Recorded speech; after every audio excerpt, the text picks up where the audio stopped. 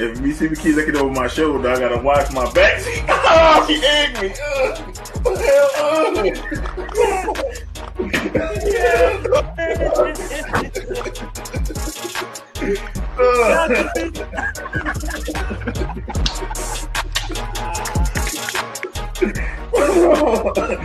Oh, shit all over my Republican jersey. Go get me a towel. Y'all didn't know. Y'all.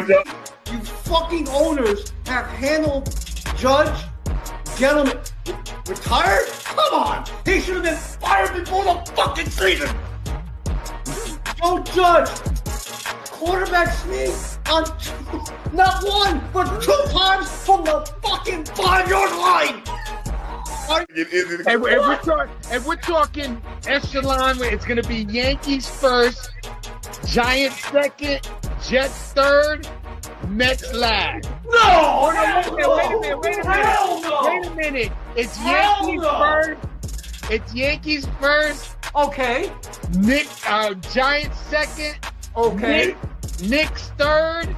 No! Jets fourth. Mets fifth. Oh, wait a minute. The Nets spit their mouth when they found out he was leaving. Maybe it was girl number 25 that didn't mind doing it. I'll just put it this way. It's way bigger than Nino Brown, a.k.a. Deshaun Watson. This is way bigger than him. Yeah, that's exactly what this That's is. why, that's why he got off, because it's bigger than him and there's bigger people implicated in this. I think it's going to come to maybe 5 years down the line, and then Cleveland going to crumble.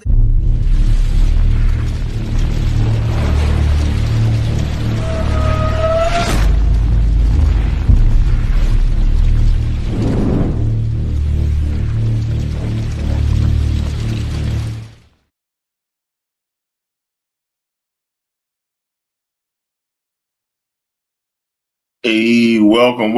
I don't like this is there we go. Hey, welcome to the Venom and Smoke Show. I'm your host, Mo Young, coming to you live on this Friday.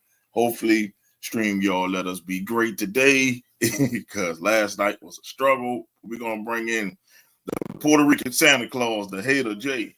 Yo. Yo, man, what's going on? Let me do it right. Getting ready for the NFL. Oh man, we are definitely ready for the NFL. Sure, you see, I'm in my Saints gear. I'm ready. Want to put on my Saints shirt today. Because I'm retired this jersey this year to the games since Jimmy Graham retired. So, I don't really wear retired jerseys to the games. So, hey, I'll be putting this in my podcast collection of wearing. There you go. Of wearing jerseys. I have, man, this one here was like one of my favorites, that half and half. Oh, yeah. I was like, yeah, so I don't really wear retired players to the jerseys. I mean, to the game. So all you people, these Archie Manning jerseys I'll be seeing, I say, stop, put that mediocre jersey up. Because Archie Manning was the most mediocre, overrated quarterback of all time. I'm just saying, hey. Starting early this year. Starting early. I'm shitting on my own fans early because you know why? I'm tired of this Archie Manning bullshit. You know what? Let's talk about a debut since we couldn't do it last week. Shedeur, what you think about Shedeur Sanders and his? I mean, he looked pretty impressive. In my opinion, I thought that he looked pretty impressive. Even with the fact that, he didn't play with a lot of the starters, I would say. He didn't play with any starters. So, he led that team, down the field with no problem. If he would have started, if they would give him some burn with the starters, I think that he would probably be their better quarterback in that locker room. But, I don't, always want to turn to it. Why everybody's shitting on him. You know what I'm saying? We know why, but I hate to always go that route because it's not even that he's black. It's what that is. And you would think they saw how great his daddy was. Why wouldn't they let him be great? Since I brought up the Mannings, their daddy was mediocre, but people thought he was great. And Peyton Manning had one of the worst rookie seasons you could probably have. He threw the interception record for a rookie. He threw like 28 interceptions. And then they let Peyton grow, and Peyton became one of the best quarterbacks we ever seen. Eli was basically mediocre half his career, and he just won 2 great games. He had like 2 games of his life. I would say that Peyton was a good regular season quarterback. Well, he won 2 Super Bowls, so hey, he did more than most. But I'm just saying, if you think about it, if somebody was told you Peyton Manning is their GOAT, you wouldn't really get mad. You'd be like, okay, I can see it. Now, if you say Eli, for the regular season, yes, GOAT. But I'm just saying, like he's an all-time great. Peyton is an all-time great. I think it's more on his name. I think it's more on his name. I'm like, he put up numbers, so I can't. If you say it, I can't get mad because the numbers support it. But Eli just was a mediocre quarterback through and he had. But if you think about it, they put better players around Peyton than they did around Eli. Where's the fucking Giants? Let's be real. Let's go. It's the fucking Giants.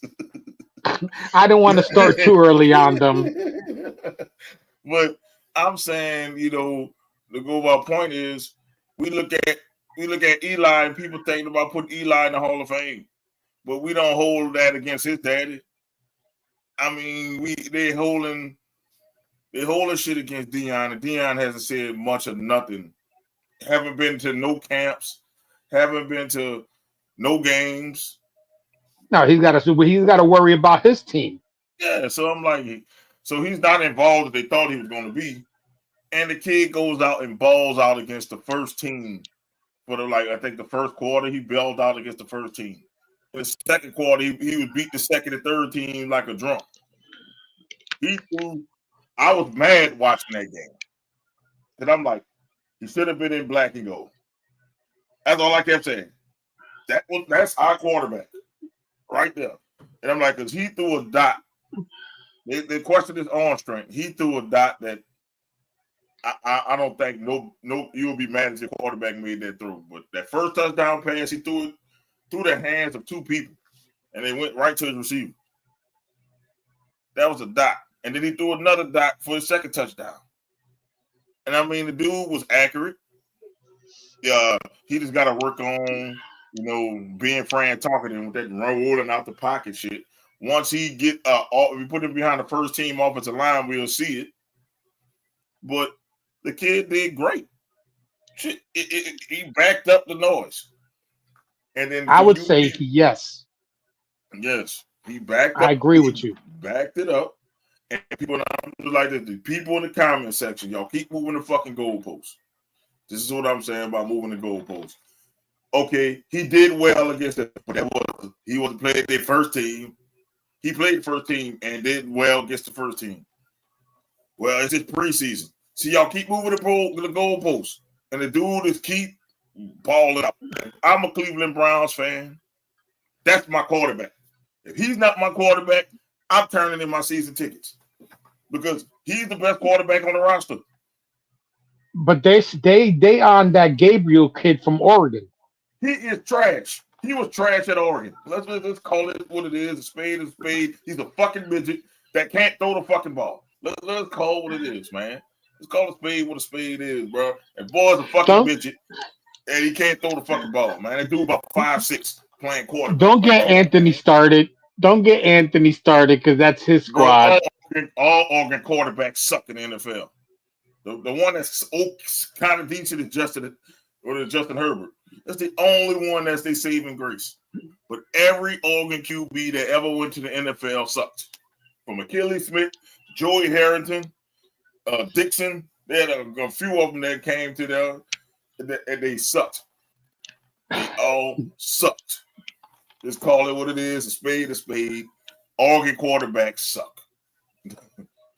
If you say quarterback from Oregon, I pass. something about Oregon quarterbacks suck. Yeah, I mean, the proof is in the stats. Yes, they suck. I'm going to try to put it on Gabriel and hope he do it because Shedeur's quote unquote injured this week. Strained his oblique. He's quote unquote injured, but they're gonna try to put him out there. That dude gonna suck, and then what you gonna do then? Well, don't they have what's the other kid? You got Kenny Pickett, small hands. Jay, you about to make me throw my headsets, bro. Like I have to sit on my hands and I'm about to take these headsets and cool. No, you about to make me do like Izzy did, bro. Break my fucking headsets. You know what I'm saying? Kenny Pickett. We go. Kenny Pickett. Yo, instead of Kenny Pickett, I would put Deshaun Watson with one leg. Man, I put Joe Flacco as the quarterback. Give me old man Flacco before I put Kenny Pickett in there. Kenny Pickett? This man needs a Nerf ball so he can fucking palm it. That's how small his hands are, man. Like, he needs a Nerf ball. I don't think he can palm a Nerf ball, man. He has woman-sized hands, bro. I think my wife's hands are bigger than his hands, bro. I cannot. Look, no, bro. Kenny Pickett? I mean, that's who they got. You know what I'm saying? Kenny Pickett. Listen, this is their quarterback room. They got an old geriatric, they got a midget, and a small hand QB, and then you got Shedeur. Shedeur sounds like he's the best bet for you to go. Man. I don't get it. Always missing. Oh yeah, they got a one-legged quarterback. So I would rather have Flacco in there. If they're not going to play Shedeur, I'd have Flacco in there. Flacco. It should be only Flacco, because of his experience. Yeah, Flacco should start the season off. Shedeur should be the second. The other two, you should cut. I would cut Dylan Gabriel. I'll put him on a practice squad because nobody gonna take him. Nobody gonna take that midget who can't throw. I seen him in mini camp. I seen him in training camp. That midget can't throw. I'm sorry. I don't know what they seeing in Dylan Gabriel, but that dude suck. Yeah, I don't get at what they see in him either. I really don't. His projection was a career backup. Okay, I'm okay with him being a backup QB. But Shedeur stuff, it could be a superstar. You might have a superstar. You got him at the fourth string, and he's your superstar. I have never seen this. I pray to God you put him on the practice squad. I pray to please put Shedeur on the practice squad. Watch how fast somebody take him. Watch how fast somebody take him because you know why? Shedeur made history. 2 million people watched a preseason game.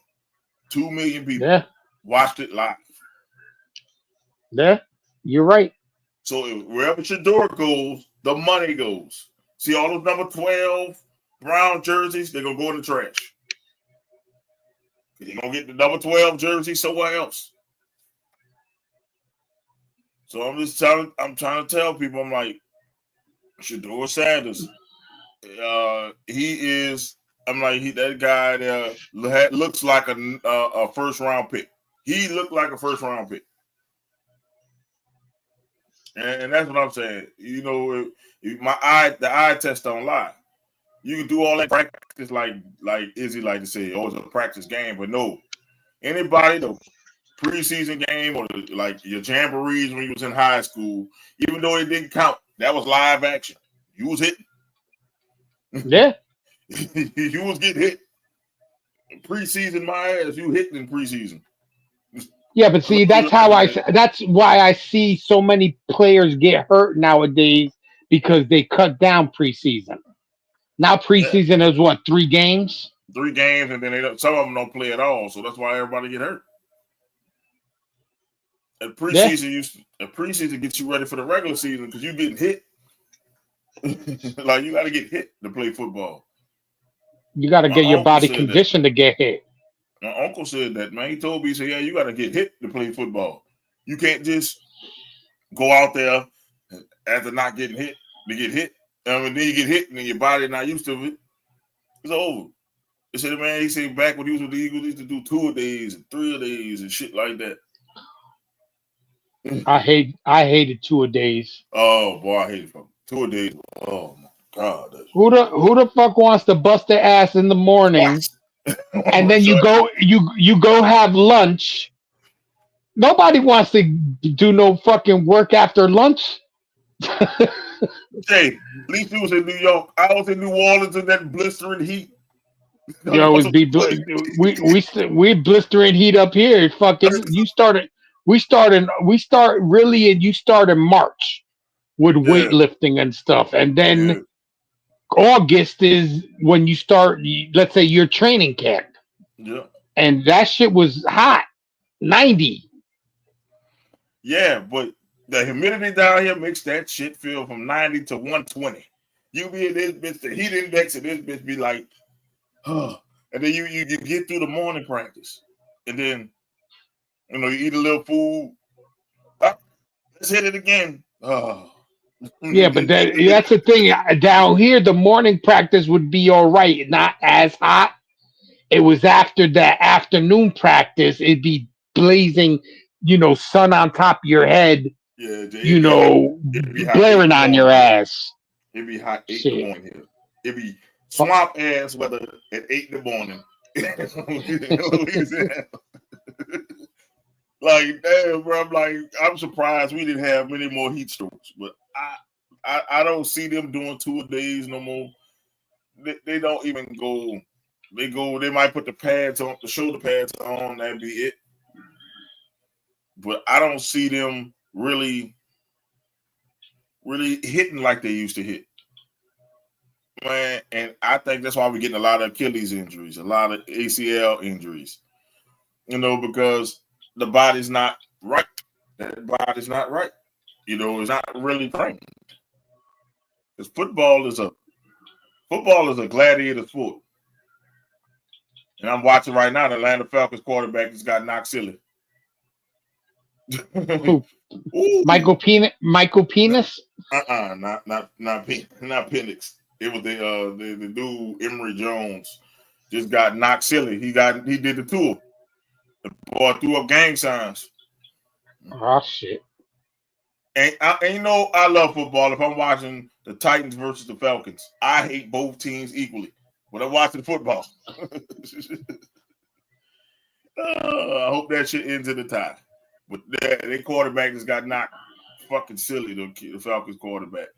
Thanks, pops. But with the Shedeur thing, man, he should definitely be the quarterback for the Browns.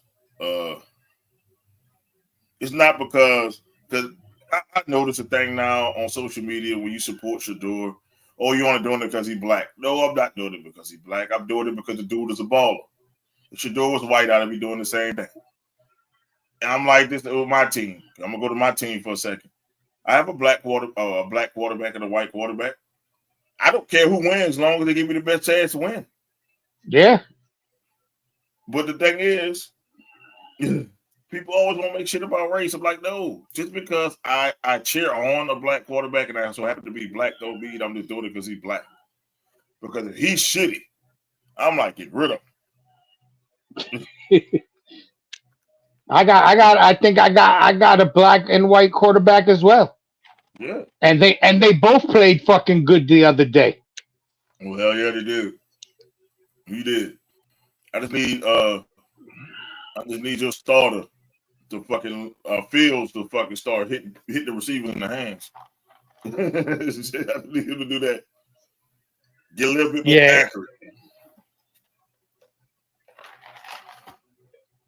I mean, I guess it all comes in time, so I guess time will tell. Yeah, he needs to get a little bit more accurate. The other kid was kind of accurate though. Yeah. He needs to get more accurate. And then also, with my team, y'all handcuffed the fuck out of Spencer Rattler. The dude threw the ball 11 times. And people talk about, see, Rattler's garbage. I'm like, bro, the dude didn't even get a chance to throw the ball that much. And then when Tyler Shuck come in the game, oh, it's all air, man. Oh, he's throwing it. And that's what I tell my fans. We're not going to win no more than 5 games this year. Get ready. It's gonna be a hard season. All I say is at least beat the Falcons once, and for the sake of this show, sweep both New York teams. That's all I ask. That's all I ask. I'm not looking for nothing else. Just beat the Falcons once and sweep the New York team just for the sake of this show. Because I don't want to hear them bullshitting on me. At least beat one of them. I'm like, if you can't sweep them, at least beat one of them. Hopefully the Giants. At least beat the Giants. I don't want to hear Izzy's mouth. Jay is not that bad. I don't want to hear Izzy's mouth. Just beat one of the New York teams and beat the Falcons once. And I'll be happy with the season. I'm not mad. I like what my defense did. We switched it to the 3-4, which seemed like it's the best thing we did. But Tyler Shuck coming there throwing interception. Yes, he threw a 50-yard bomb, but that was against a bunch of bums. He was playing the 4th strings at that time. We threw that bomb. Hell nah. He is the white Jameis Winston. So I don't want to hear people talk about Jameis Winston no more. Because he did the same thing Jameis Winston did for us. Throw an interception and come back and throw a touchdown. And y'all killed Jameis Winston for it. Nope. I'm good. I don't want to hear it. I just know it's going to be a long season for me. And I'm going to the games and, just to enjoy time with my family. I'm not expecting nothing. I'm not. If it happens, I'm great, but I expect us to get our brains beat in. I mean, I sent something to the chat the other day. They were saying, you guys are maybe win one game. That was bullshit. I saw that shit. Them motherfuckers don't know what they're talking about.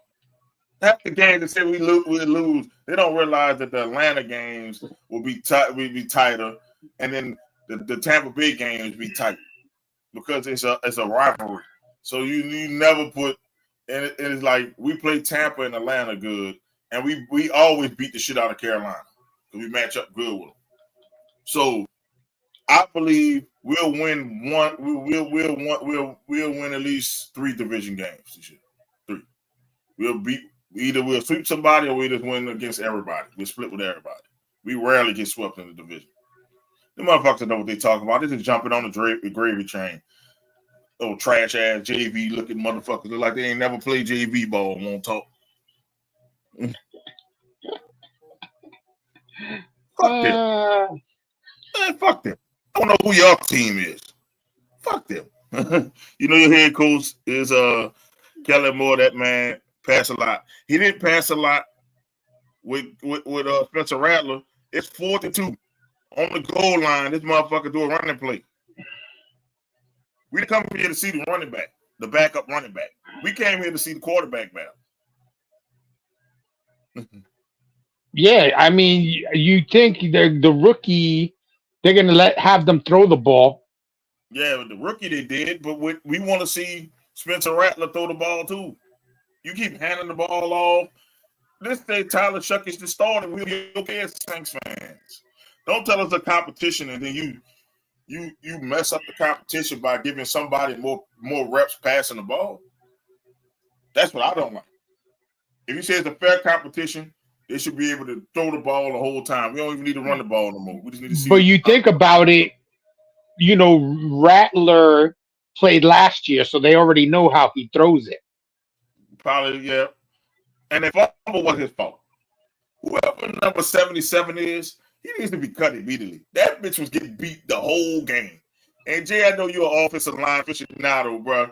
But dude come right around you, and you on the blind side. That's the worst side for the quarterback to get hit. Am I correct? The blind side. Yeah, if you better have your best tackle on that corner. Yes, and that's what happened. That dude got beat like a drum, and that dude came and hit Spencer Rattler as he was stepping up into the pocket from the blind side, and he fumbled the ball. That's not Spencer's fault. He tried to step up into the pocket and got crushed because the backup tackle got beat like a drum. And I rewind that play. I kept rewinding it. I'm like, see, I kept showing people, see, this is bad. But that throw that Shuck threw was one of the worst throws I've ever seen. Like, you throwing an out route, you gotta gun that shit in there. You can't float an out route. I think that he thought he was going to have a little bit more time. You know what I'm saying? Like, you're hoping that your offensive line can give you at least, was it 4 seconds? About 4 seconds, yep. It was good, Pops. That's Pops on YouTube, though. What's up, Pops? Yeah. And I'm like this. For my battle, I'm like whoever. I'm like Hayner is out. I saw Hayner come in the game. Blue Steel, cut him today. Cut him today. Blue Steel. He gonna be probably on the practice squad. He looks like a great UFL quarterback. Straight up, the XFL, UFL, whatever they call themselves, he looked like a great UFL quarterback because he sucks. And my uncle laughed at me. I'm like, here come Blue Steel. He like, why you call it Blue Steel? You about to see pick. Posing motherfucker. Posing ass bastard. I tell people, I'm like, yes, I'm a proud Saints fan. I'm gonna never give up my black and gold, but fuck, it's gonna be. I lived through the 90s as a Saints fan. I lived through the 90s. And it was hard being a Saints fan during the 90s. We were what people call the Browns today. Bruh, that was hard. This is easy compared to that. When you had a world great defense in a dome patrol, and you had sad ass, they call him the Cajun Cannon, but it's the Cajun water pistol, Bobby Abel, only giving you 3 points. Bobby Hubert. Yeah, Bobby Abel. They call him Herbert. It's Abel. Justin will be Justin Abel down here. They probably still got some cases call him Justin Abel. But that's how you spell Herbert. But I'm saying yeah, I lived through that. I lived through Billy Joes. I went on that rant before. I lived through Jim Everett. I lived through a drunk Kerry Collins, so I can handle this. Like, you don't understand. I had a quarterback literally was a drunk, came to the city that's probably the worst place in the world for an alcoholic, New Orleans, and we had him as a quarterback for my team. I lived through the 90s. This is nothing, bro. I'm like, you remember that meme? You preaching to the choir. Yeah, I'm just saying. Look, all these people complaining and crying, the Saints gonna be sad. I just like that thing with that movie the dude was about to get executed by hanging that boss. First time. Like, I got the rope around my neck saying, "This is your first time." I know the Jets too. Yeah, the Jets have a history. But I've lived through it all. I think y'all's is mostly picking bad in the draft. That was y'all history, like passing over some great fucking people. Y'all passed on Marino. Yep. we passed on Marino and took fucking Ken O'Brien. And what did Ken O'Brien do? Nothing. He was like the Derek Carr of the late 80s. I sent you that video the other day. That chick threw harder than fucking Derek Carr did. Oh yeah, the Derek Carr. That motherfucker. I mean, I told people what happened when we got Derek Carr. I said, bro, Derek Carr's a quitter. Anytime a man cries on the field because he got hit too hard, not because he injured. Because he got hit too hard, I can't trust that man. And then it's just like, okay, Derek Carr retired. Cool. We got rookies. I'm good with a rookie. I'm good with a rookie or a second-year player. I'm good with that. I'm okay with it. But there's some fans out there, and I got into it with some fans. I say, so y'all give up on Spencer Rattler after 1 year? That's stupid. Okay, trade him. And then when he goes somewhere else, I don't want to hear you talk about we should have kept Spencer Rattler. Because that's what happens. Oh, we should have kept Spencer Rattler. Shut up. I mean, I didn't care when the only person I complained that we traded was Sam Darnold, because look what he did last year. Oh, all you needed was the right coaching. Yeah. And we'll see, because he went to Seattle. So let's see what he's gonna do up there, because I can't believe Geno was solid in Seattle. Why would you get rid of Geno and bring in Darnold because he had a decent year with the Vikings? I think Geno wanted to be with Pete Carroll. When Pete Carroll got that job with the Raiders, I think he said, like, yeah, release me. I don't want to be here. And Geno, I think it was mutual. So they signed Darnold. And there's people that are picking Seattle to win that division. Yeah, you can say whatever you want to say on YouTube, Pops. You can say whatever you want to say. Nothing but Arnold Palmer was in that cup, Pops. I'm not drinking today. Arnold Palmer was in that cup, Pops. Just lemonade, iced tea. Yeah, that's it. I'm not drinking. Man, I've been working too much. I don't need to drink. I'll fall asleep on this bitch.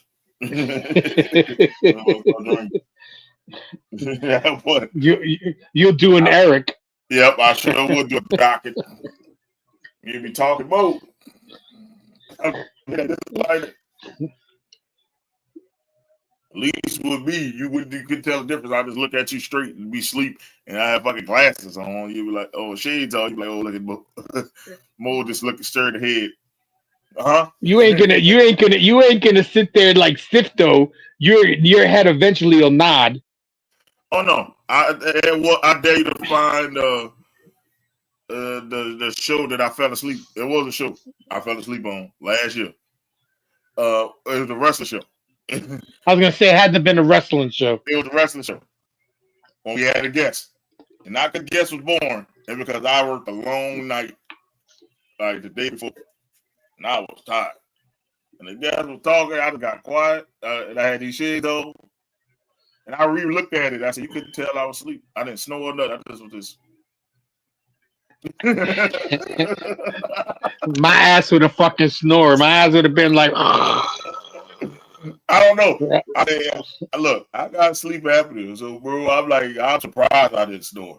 But I didn't snore. But I was just like, they probably thought I was froze, and I think that's what it was. They figured that I was froze, and that's what made me jump up. I'm like, huh? Yeah. No, I'm not froze. I'm good. I'm all right. Boy, that 15 minutes felt good, boy. I was gonna say, because you usually talk. Boy, I was like, usually 15 minutes.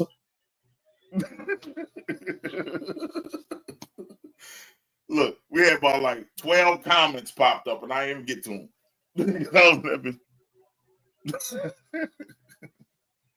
Probably thought I was drunk or some shit. Cause that's when I was drinking all the time on the show. Probably thought I was drunk. But man, back to your team, man. Who y'all played last week? I forgot who y'all played. Who the hell did we play last week? I forgot. Hold on, I'll tell you right now.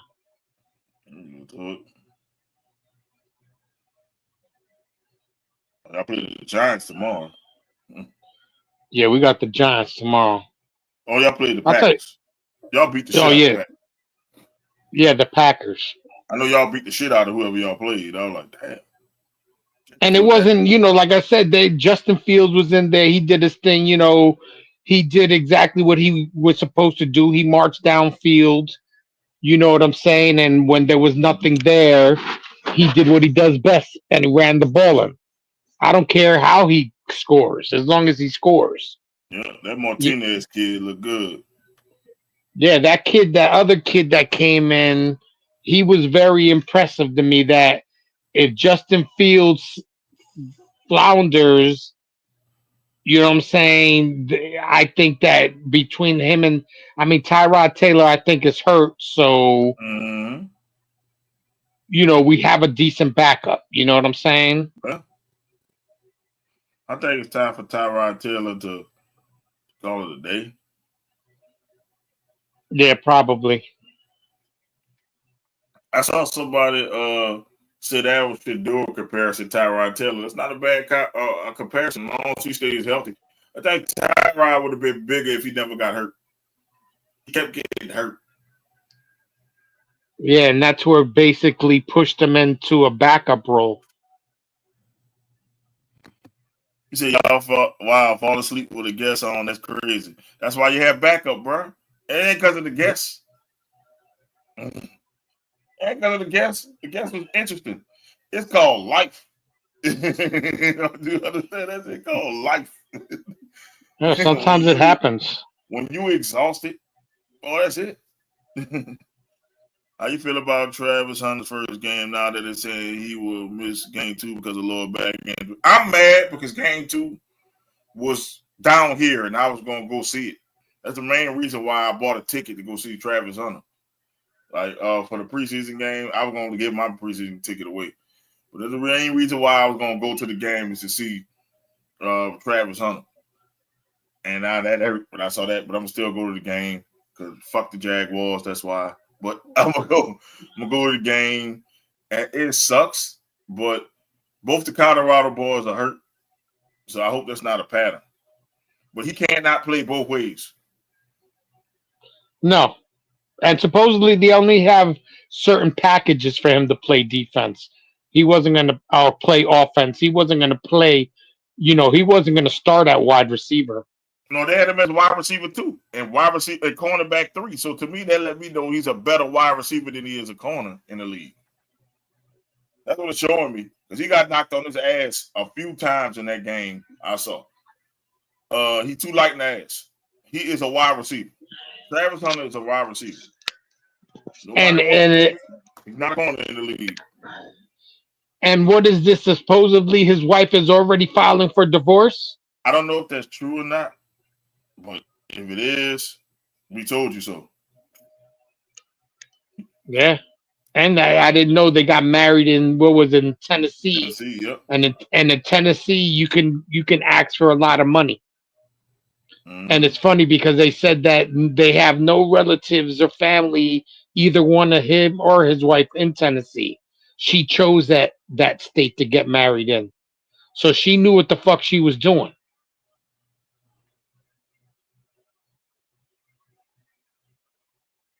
Feel bad for that dude, but he should have known that he wasn't, that she wasn't in it for the money. I mean, she was in it for the money. I'm hoping that's false because you never know the internet until it comes on a major news outlet. I'm not believing it. I think Adam Scheffner posted something on Facebook. I think it was earlier today. Yeah, but she's stupid because most women stay with till the first contract is over.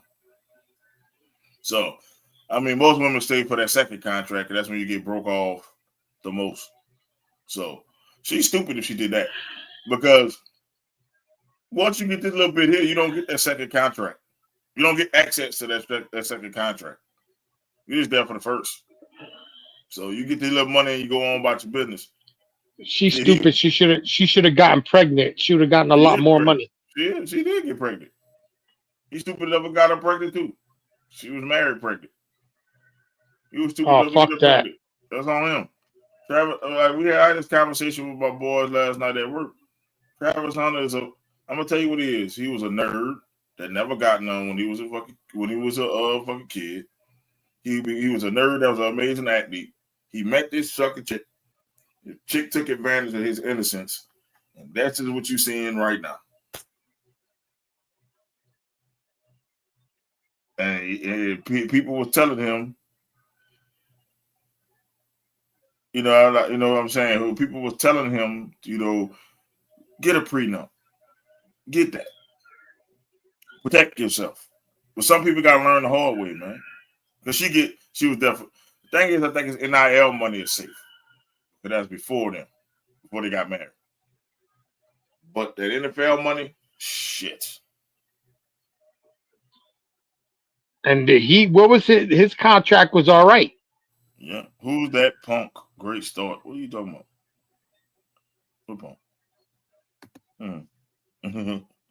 Put the cup down. Is like I said, I'm not walking outside. My girl just finished partying. I was gonna say CM Punk don't play for the NFL. Yeah. Like, yeah, you don't have to. I'm like, that was weird because hell no, I'm not about to wait outside in the car while you party, man. What you smoking on? Hell no. I'm going inside to shake my ass too. Fuck it.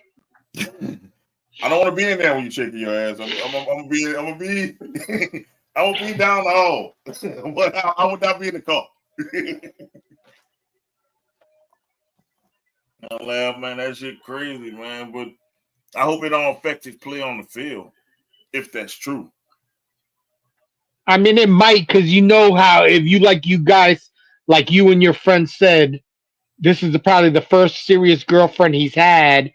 So, and he married her even after all the negative shit she said.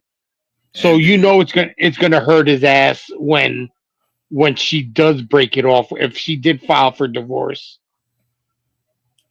I'm hoping that's not the case. I'm praying. I hope it is true love because I don't like to see nobody manipulated and played like that. But it's most likely not true love. No, he got played.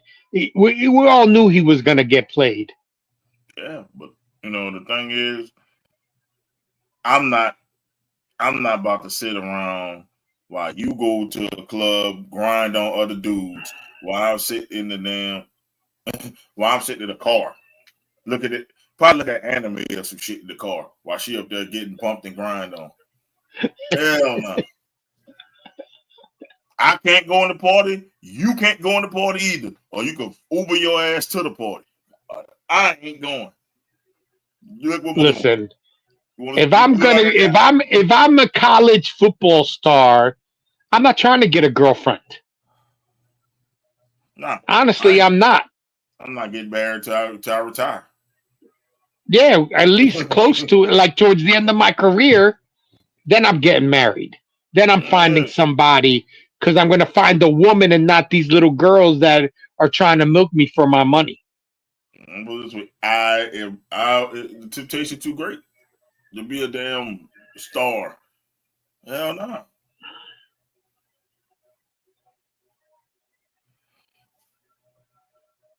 Yeah, that's sad. Sad because, he seems like a good kid. He could be a superstar, but this can scar his ass and can affect his gameplay.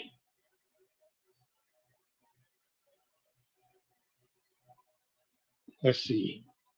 All right, so he got to. Okay. Who is he talking to, Bo? Is it? Yeah. Is it? That's my pops. A great story, though, bro. You might want to stop using the word punk for your ass being a black man. So, that's actually pops on. That's actually pops. Like, why you say who's the punk? Great start. Yeah, my dad didn't say today. What the fuck is he doing? Yo, that's actually my fucking pops, bro. He called your pops punk? Yeah, I'm getting it now. Like it's a battle in the fuck. Oh shit, get him, pops. Yeah, what's in that cup? Oh, Pop says, what's good? I can't say what I need to say on here, right? Yep, I'm trying to see. Yeah, Izzy. Yeah, Izzy, you tripping. You smoking. I ain't got shit to do with it. Like, I don't say, oh, damn. Yeah, I told Pops to get on YouTube because I didn't want him to get in trouble on Facebook. God damn, he didn't even say nothing wrong. I looked at what he said. He said what he always said. You couldn't get context clues. He always asks every time I have a cup, what's in the cup? He always said what's up to whoever on the show. Yo, Pops is about to jump in the van and head to Miami. Fuck around and find out, Izzy. Fuck around and find out, Ink. Oh shit! Look, this. How you know this is not Pops? This is how Pops talk every time. They're like every time. Yeah, pretty much. I mean, I probably would have taken me a minute to say, "Yo, is that your Pops?" Yeah, context clues and they go about this. What's in the cup? That's right there. That's the first one he always asks. That's the first question he always asks. What's in the cup? Oh, hey, yeah. Hey, that's Pop. Whoa, that's family, bro.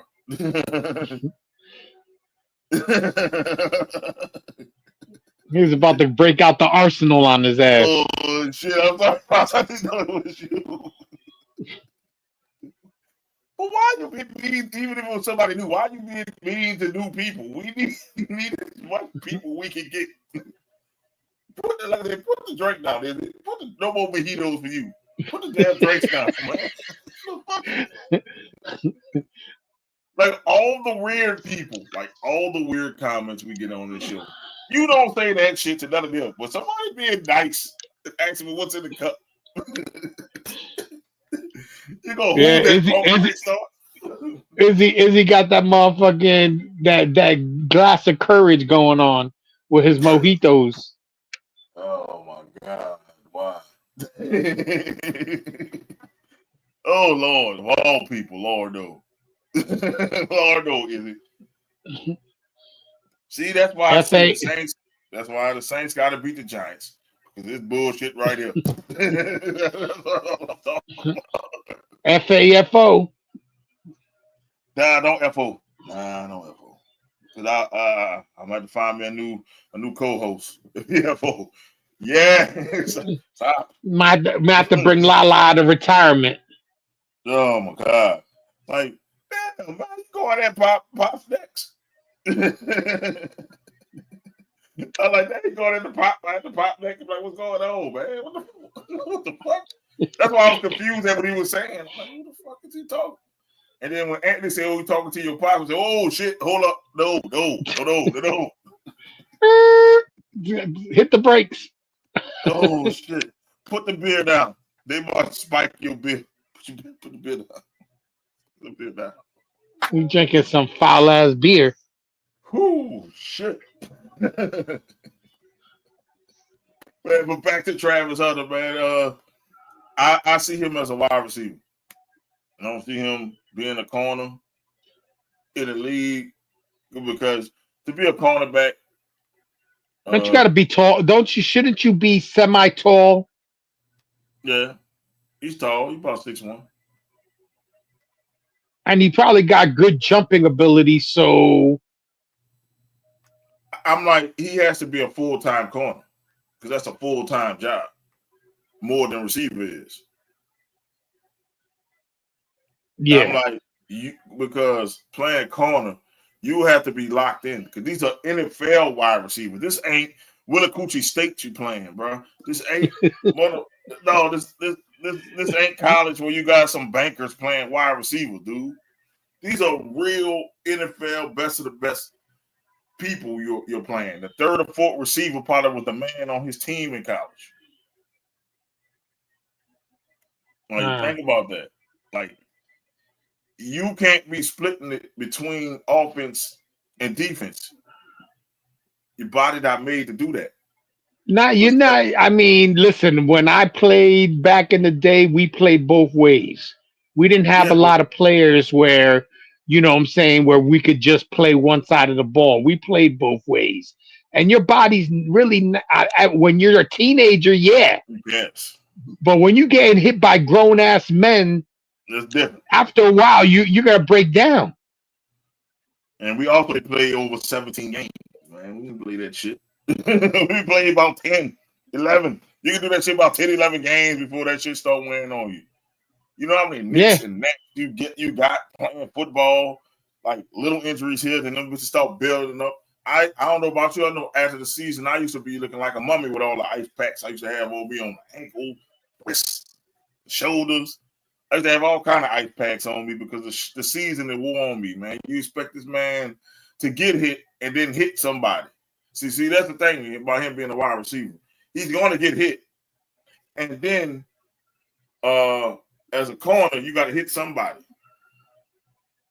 Yeah. Now, the thing that will fuck up a team, if he's your number one wide receiver and your number one cornerback, he gets hurt. Oh, yeah, you're fucked. You're not hurt on one position. That's why I say put him in a couple packages either for football. I mean either for a corner or wide receiver. But whatever one he's best at, he needs to play the most at.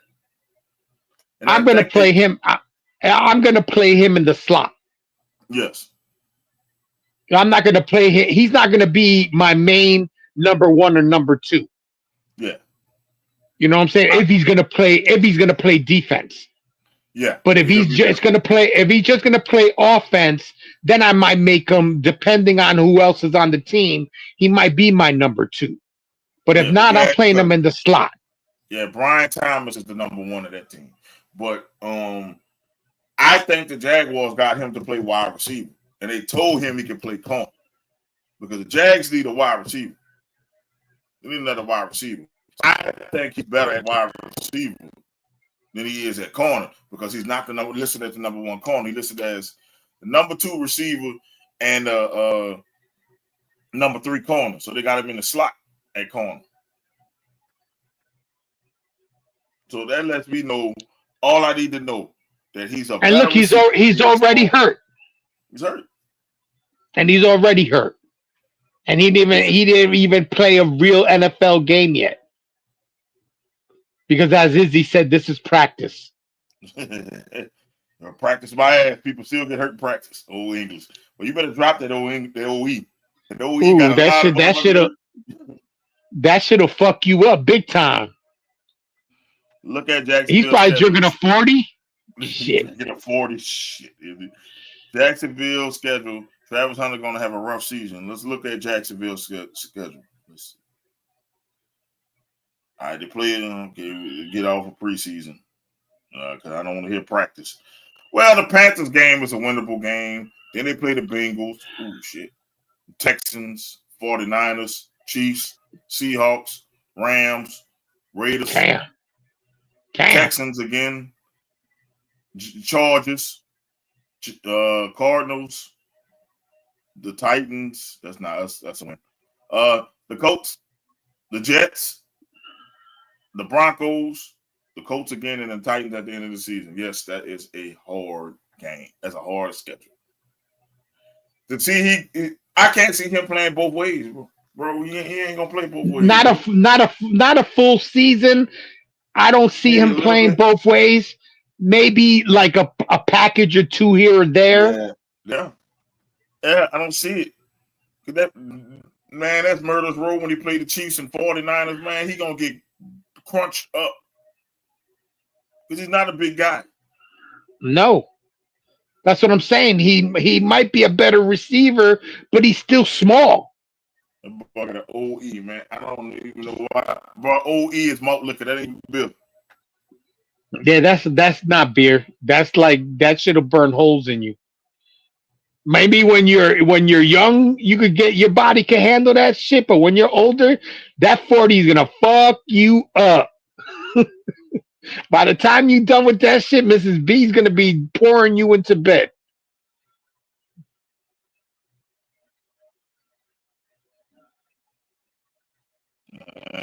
He's gonna be scraping him out of bed with a spatula.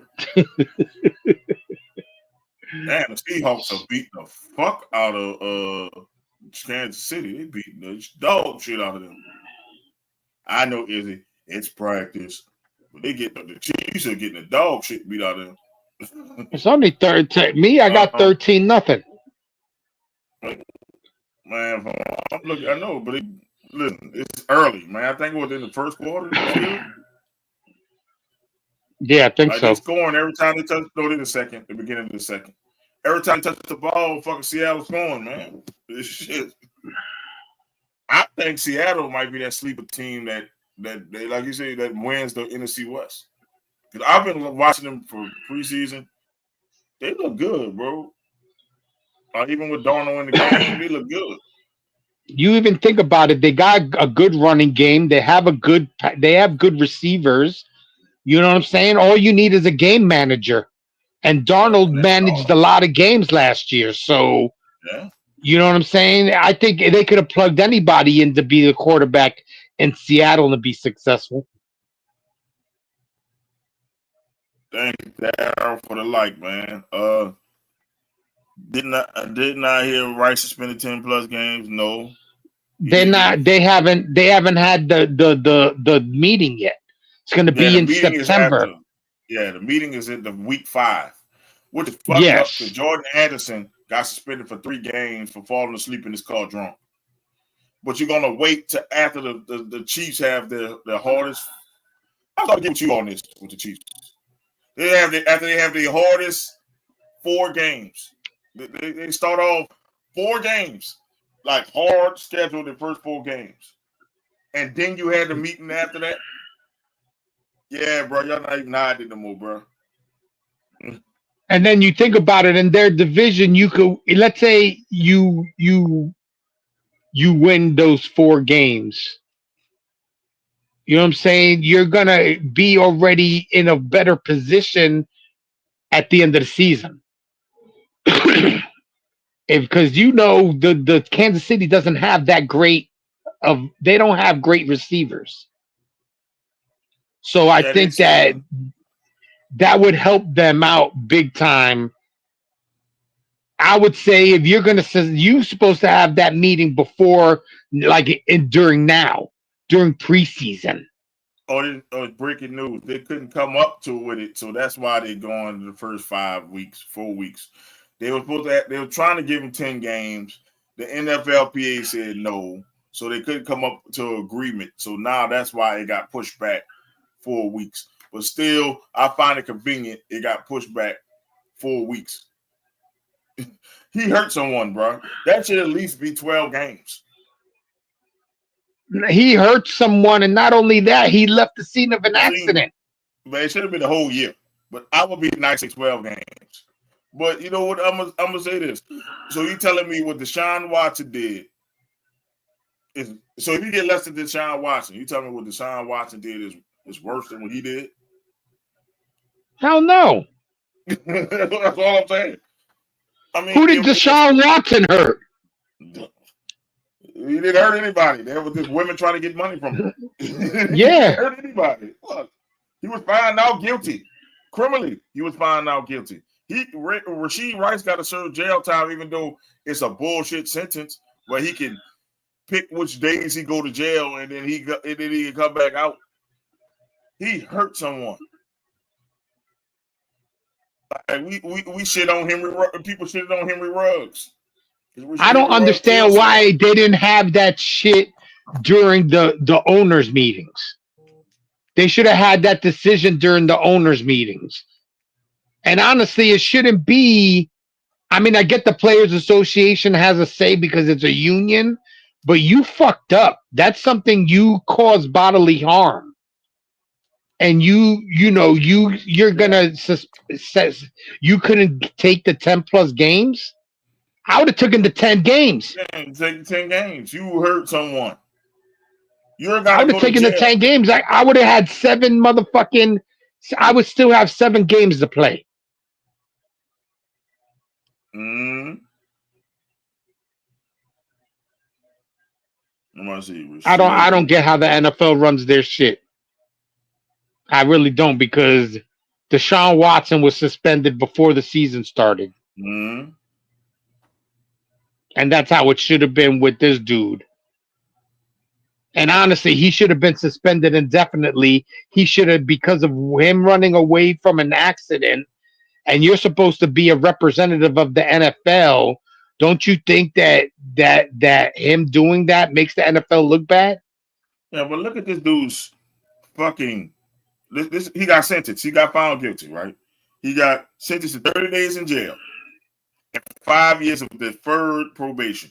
But here's the kicker: Rice have some flexibility in when he serves his 30 days, so he get to pick which days he going to jail. I would go Friday, Saturday, and then get out Sunday for 15 weeks. Yes. Or if I want to do this, if I want to spread it out, okay, I'll go to jail for a day, then come back home, and then pick another day. I would do it. I would just do it once a month. I don't care. Like truly, don't care. Once a month or twice a month, whatever you want to do it. Like, where have you ever seen that? But if that was you or me, we'd be under the jail. Man, we'd be in jail. I have never seen it where you can pick when you can go to jail. My birthday coming up. I'm not going to jail this week. What kind of bullshit is that? And like, this whole thing stinks. I really hope they throw the book at this motherfucker NFL and give him the whole year off. Yeah, but not really because he's playing the first 5 games. And I know. Make up the 5 games for next season. You suspended 5 games into next season.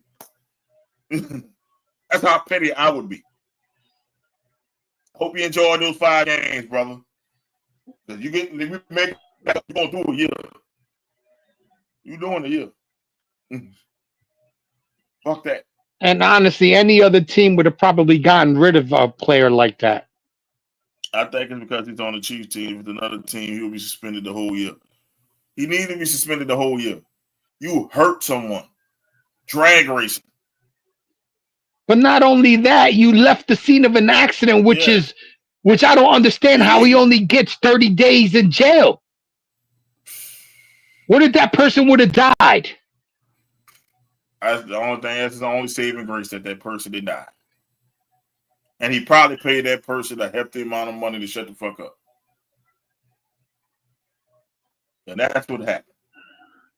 He was finding out good time getting my balls licked isn't a crime. Nor getting a massage. He talk about Deshaun Watson. Deshaun Watson, way to go. He should be in jail, period. I think he talking about Rasheed Rice now. Calls bodily harm, shake my damn head. A hit and run. A hit and run is illegal, boy. You do a hit and run, that's a wrap. Boy, you do. Yeah, but 30 days, anybody else would have gotten at least months in jail. At least 3 months or 4 months in jail. Depends on how bad the dude was hurt. Or the people were hurt.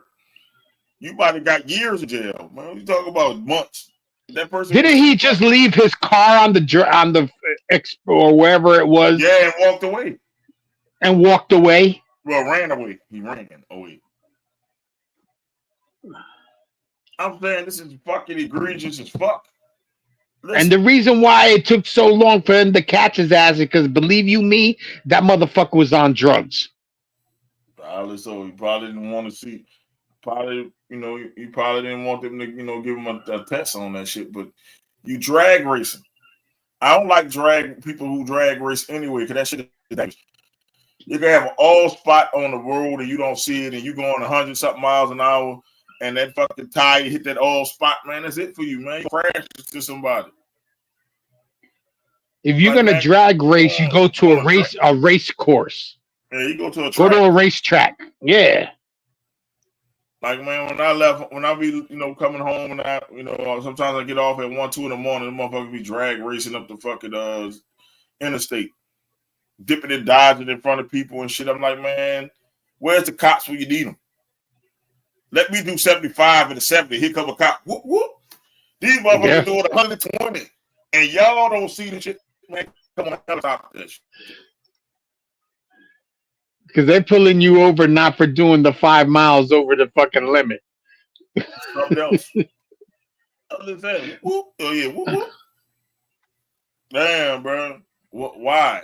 But you don't see this motherfucker streaming down, going. I'm like, man, people get hurt.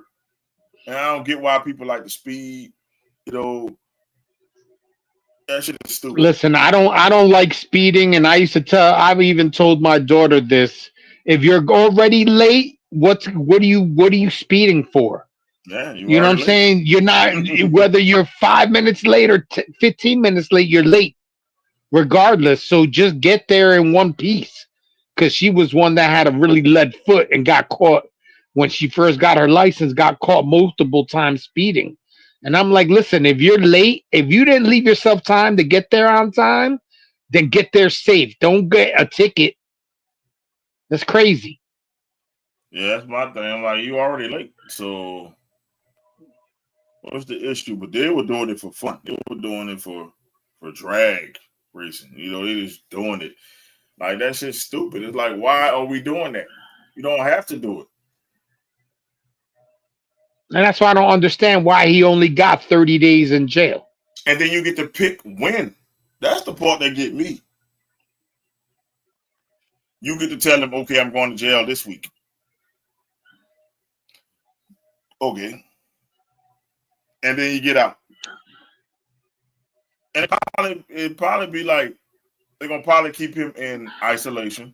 He's probably going to be, you know, in PC to make sure nobody touch him or nothing. Yep. And he probably depending, you know, depending what type of jail it is. It's in Kansas City. I think it's it was in Texas, right? Yeah, Texas. They're going to put him in a safe jail. It's going to be like a little work camp jail, probably. Or it's going to be like, you know, a fucking, like I said, if it is a real jail, they're going to put him in a fucking PC where nobody can touch him. He's going to have all kind of guards around him. And they're going to make sure he's safe. I guarantee you, motherfucker might be getting the gourmet meals brought to him and all kind of shit for that time. He might be going to the same jail where they took that girl, the Epstein chick. It might be it. She gonna fucking give him a massage.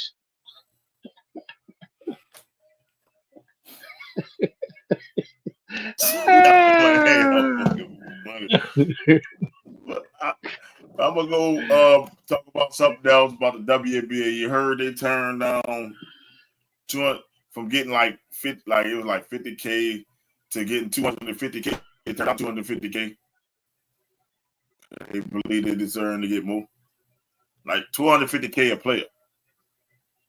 I don't get it. If you're not making money, you only started making money within the last, I would say, 2 years. Jay, they didn't make money, Jay. They've been losing money. They still lost 30 million. See, until you start making a profit, that's when you get a raise. Yes. See, this is what, and I don't want to sound misogynistic, but this is what we men be saying: women live life on easy mode. That's what we be, because we know you can't, without productivity, you cannot get paid more. If you lost 30 million, how the hell are you going to make $1 million if you lost 30 million? Stop thinking you are the NBA. You're not Kevin Durant. You're not Steph Curry. You're not LeBron James. You're barely selling out arenas. Barely. Not every team is selling out arenas. No. Bro, this shit has y'all league is a joke. People are throwing dildos on y'all court. They're throwing dildos. It's a normal thing now. It's like, I thought it was a one-time thing when I showed it, but after I showed that picture, it happened 4 more times. Yeah. I laughed every time I saw that shit. I'm like, there's somebody fucking actually fucking going into that building with either a strap on or already in its fucking holster. I'm saying the fucking league is a joke. Let's be real with it. It's like y'all want, look, yes, y'all are more visible now, but y'all still not making money because why? Men don't want to go pay to see that shit. Because your women ain't want to go pay to see that shit. There's not enough women that like the sports in general that are going to be able to support it the way men support man sports. And I hate to say it like that. Yeah, women love the NFL because it's a car crash. It's exciting. Yes. It's an exciting sport. So it can grab eyes on women. You know, women can say, ooh, somebody got hit. Ooh, Or they might just like it because men are so passionate about football. Oh, let me go with my man to see what he's so passionate about. And they end up getting hooked. Basketball is a long season. Nobody cares about seeing the regular season in basketball. You might go look and say, oh, my team is cool. Or if your team playing somebody that you want them to see, you'll go see that game. But women's basketball, y'all don't dunk. You know, y'all just start trash talking and fighting. Y'all don't do anything exciting. Fundamental, you know why people hated watching the Spurs? Because that shit looked like women's basketball. Let's go over it. Back in the days when the Spurs and women were winning all the championship, it was fundamental as hell, and fundamental basketball is boring. Let's call it what it is. And women's basketball is fundamental as hell. It's perfect. It's the pure way to play basketball, but that shit is boring. It's boring. So now when you get people with now you start to get women with personalities like Angel Reese and them. So now people start to get into it. But you know why the women's league was about to be extinct a couple years ago? Because it was boring as fuck. Nobody wanted to see it. So man, y'all need to take that. That's a big jump from 50K to 250K is a huge jump.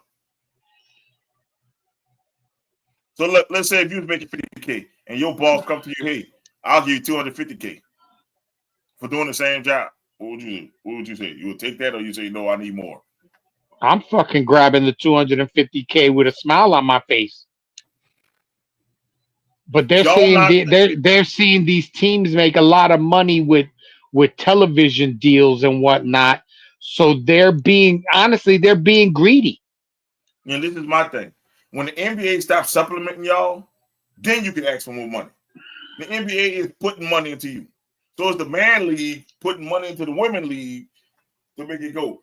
And it's like these, like we were on your side, pay the women more. So they say, okay, we'll give you 250K. That's all we can put in our, that's the most we can put in our budget. And y'all go say, nah, we need more. Y'all not millionaire status yet, because I have yet to see a woman. I have never seen a woman say, I'm going to a WNBA game. Ever. I've never heard that say, let's go to the WNBA ever. Y'all just playing the high school gyms.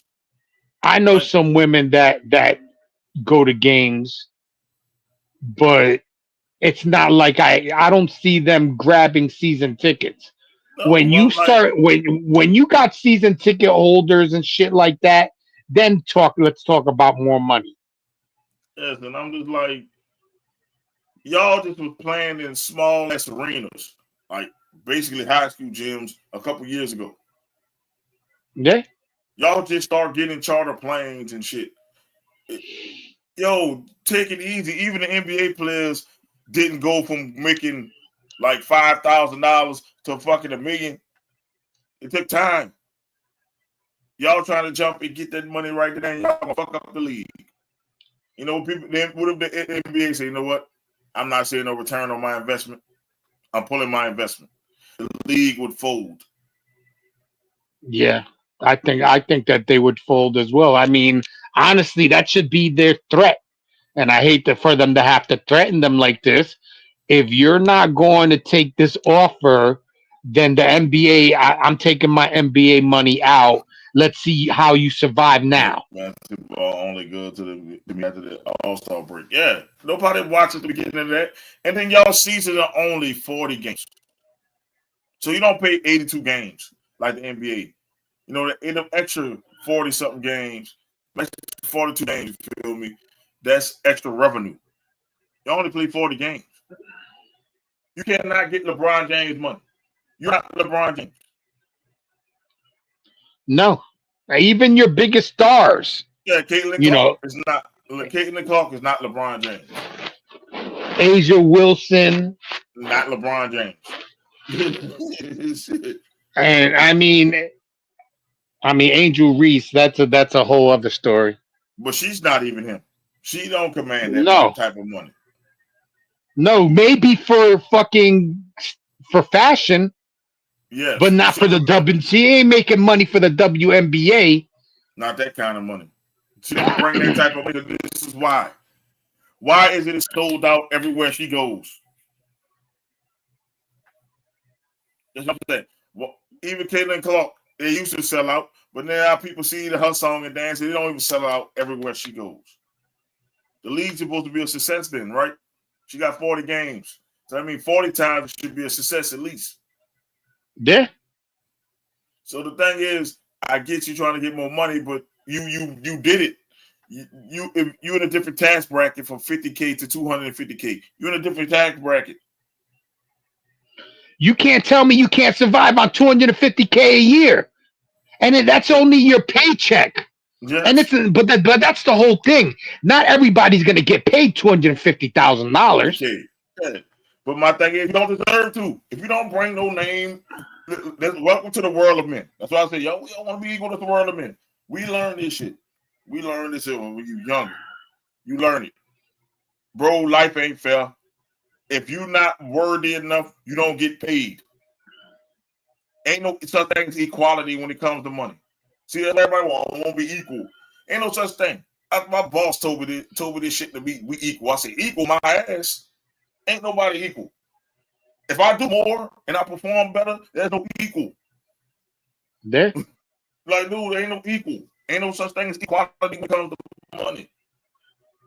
If you're not drawing, we go to wrestling. Does every wrestler get paid the same, even though one is drawing more than the other? Nope. That's life. And that's life. And these women need to realize that's life. If you don't money, do you think fucking, let's say I'm trying to think of, let's say I'm going to use Jada Parker. You think Jada Parker is making the same money that Becky Lynch is making? Fuck no. She could. Eventually, she could. But right not now. Fuck no. And this is the thing. So you telling me, let's say they give him all that money. So you telling me the bench player on the Indiana team will make the same as Caitlin Clark? Get the fuck out of here. No. But people don't want to hear this. We want equality. We want more money. No, there's no such thing as that. If I'm the star, if I'm David Ruffin, and y'all the Temptations don't get paid what David Ruffin get paid. I'm the one selling the records, not you. You're not selling the records. You in the background. The background singers don't get paid, baby. That's what it is. You don't get paid what stars get paid. Fuck that! I'm getting close to David Ruffin. If I'm a Temptation, I might not get David Ruffin money, but I'm getting a little bit less. Fuck that! I'm a Temptation. I don't give a shit. I'm David Ruffin. I'm the one singing. I know you don't leave me. You won't leave me. But I refuse to let you go. You ain't singing that part. That's me. You're not singing it. People, they don't want to get it. Life doesn't work the way they try to make it work. In the WNBA, it's like y'all not selling the records. Yeah. Boy, it's like me saying I don't have millions of viewers, right? That's like me saying I deserve to get paid millions of viewers type of money, even though I ain't got millions of viewers. That's not how life works. That's not how life works. I can't say pay me what Pat McAfee pays me, and I don't bring in the viewers that Pat McAfee pays. It brings in. I can't say that. Life ain't fair. It ain't fair. You're not going to get what you get what you're worth. The WNBA is not drawing shit. And we need to really be honest with the shit. Y'all not drawing shit. Y'all not even drawing shit with your own demographic, which is women. The only time they draw money was, like, let's say the last couple of years between Caitlin Clark and Angel Reese. And now that shit's starting to die down. Because they've been hurt. Mm-hmm. You know what I'm saying? So who's going to pay, the money that they're selling these tickets for if fucking Angel Reese isn't on the court and neither is Caitlin Clark? Fuck that. I watch the shit at home for free. Yes, but would you buy season tickets to watch Asia Wilson? And don't fucking lie. She is the beast. But she is not even their most marketable player. and she's the best player. They market Caitlin Clark, even though Adrian Wilson is way better than Caitlin Clark. NBA not making money. They market a demographic. That's what it is. Yep. They have to add more teams to make more money. You got to have more teams. You got to have more games to make more money. Yeah, but the thing is, who's gonna invest in teams? I guess you know what I'm saying. You got the one in New York. You got Chicago. Miami don't got a team, right? Yeah, Miami needs to invest and make a team. I think they're going back to Detroit. Detroit having a team and somebody else having a team they've been adding. But the thing is, they still have to draw. You're not drawing money. And being honest. If I was over that shit, I'd say, man, look, take my deal or leave it. I'll fold the league right now. Because what the fuck are you going to do? Play in Russia? What you going to do? Play with nobody see you? 3-on-3 is probably making more money than fucking the WNBA. Yeah. Ice Cube's 3-on-3 league. And what the thing is, people's watching it. That's the thing. People not going to see them like in droves unless it's like, okay, Caitlin Clark and Angel Reese. How many times do they play a year?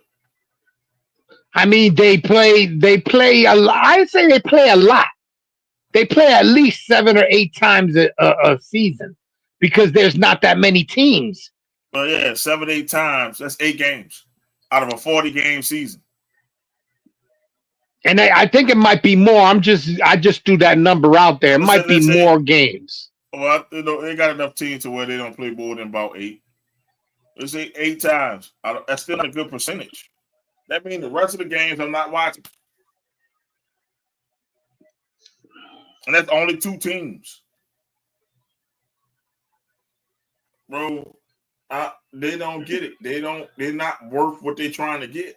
Y'all not millionaire status yet. But $250K is big. Y'all can live off of $250K. It's not like they shitting on you, but that's what you're worth. Now, if you get endorsements, that's something different. But the product itself is worth $250K for my highest people. That's what it's worth. I thought it was a fair deal. No, they're talking about they finding it insulting. Well, I will go down then. Well, the price just dropped to $100K. I can't hear you, Jay. You put yourself on mute. Unmute your mic. Yeah, you gotta unmute your mic. There you go. Say what you said now. No, I'm trying to see how many times that these teams actually play each other. Yeah. And that's why I was texting the thing to find out. Gotcha. I'm like, that shit.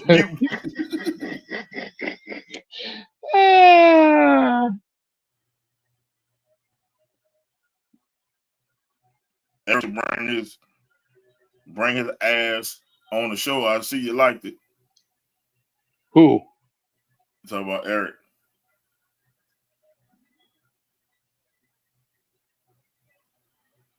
There we go. They play each other 4 times in the season. 4? 4. So far, they played each other 4 times this season.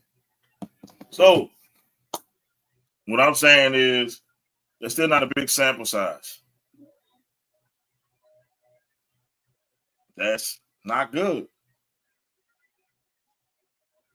And what they need to see, and what they need to know is their market value.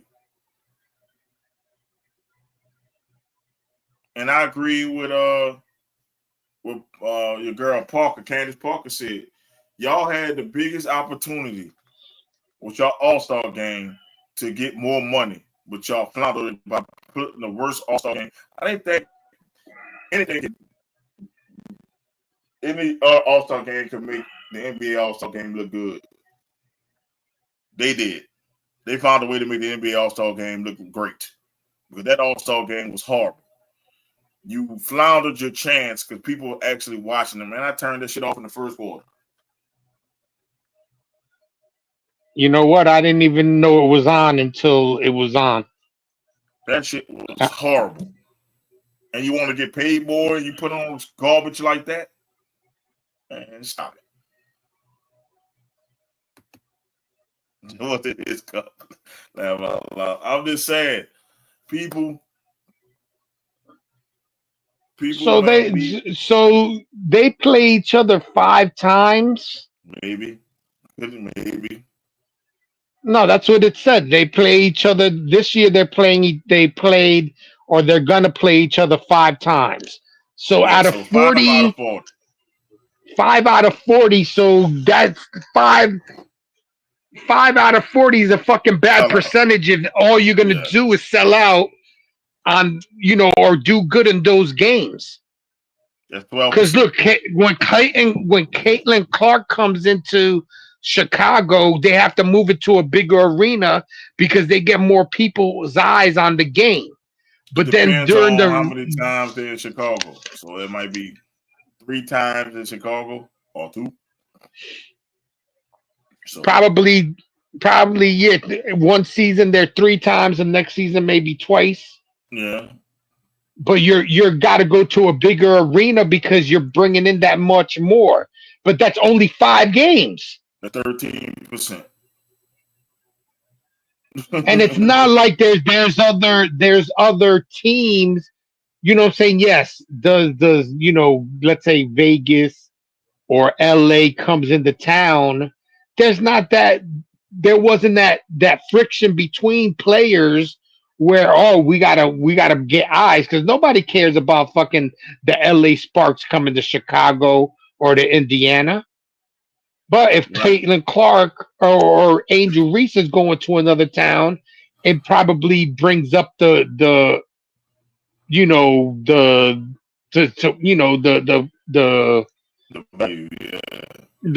the people to come watch the games. And honestly, I gotta say, I think it's more Caitlin Clark than it is Angel Reese. Angel Reese is, like I said, I'm not going to the game to watch somebody rebound the ball 17 times. I'm going to the game to watch somebody shoot the 3, especially because that's the way basketball is nowadays, to score. Put it that way, not even to shoot the 3, just to score. Mm-hmm. You're right. And this is the thing, man. People need to be real with the WNBA and need to tell these women, y'all sabotaging your own league. See, the thing is, y'all want to get yours, but y'all don't want to build for the future. See, that's what they did in the NBA. Did you think Jordan wasn't worth like triple what he was making then? Jordan knew he was worth more than that. He got all his money in endorsements. That's how Jordan became a billionaire. Yep. You're absolutely right. His contracts weren't what these players are getting paid today, and he probably deserved it more than the players that played today. Magic and Bird do, so they grew the game, so Jordan could grow the game. The next generation grow it for the next generation. Y'all trying to get y'all's now. It's not how it goes. You're going to take an L a little bit, so the next generation come in and can grow the game and they can get paid. Because you don't believe or not, these men nowadays will not be getting paid $250 million once for Michael Jordan, Charles Barkley, Dennis Rodman, and David Robinson, and all them other people, Patrick Ewing and all them, grew the game globally. Yes. They grew the game. And the thing is that the WNBA hasn't even gone global yet. No, it's not global. Because I never hear about no women's teams in Europe. Like the NBA got a European league.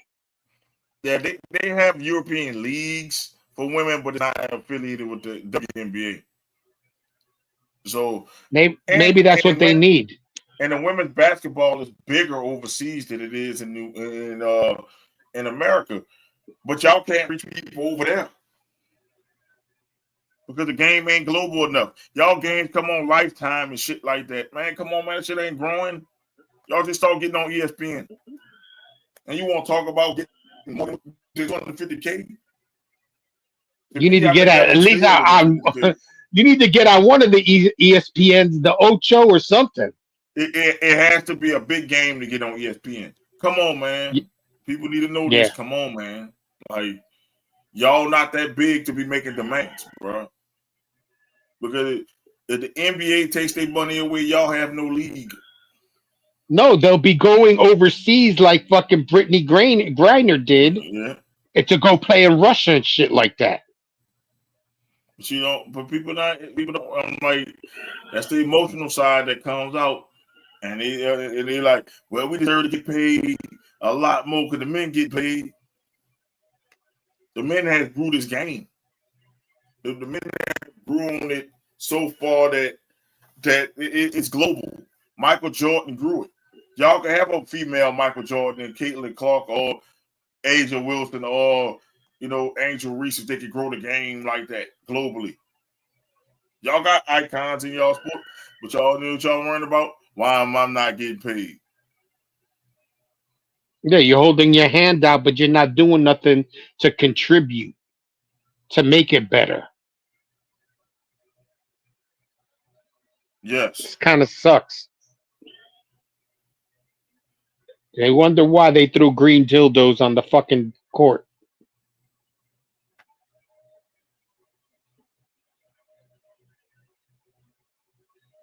Yeah, this is the thing.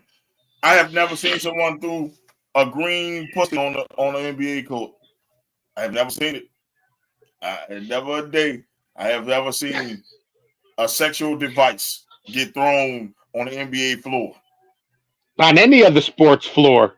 Are we gonna keep it to basketball? On the NBA floor, I have never, and I have seen some of the worst teams.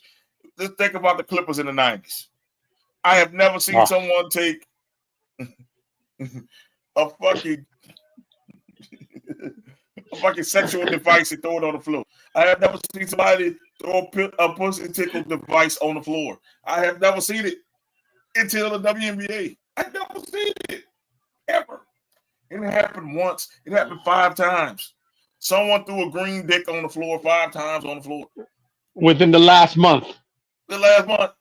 You might have to start putting nets up around the WNBA game. That's wild. You want to talk about clown show? That's a clown show. So that means somebody has to literally go to a sex shop or order it on Amazon or whatever how they order it. All right. Sneaking into the game, like you said, in the hosted or hosted. Then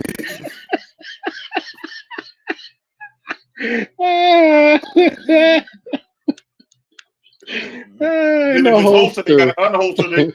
They got to unholster it in the seat and then throw it on the floor. You know how much and do it without getting caught.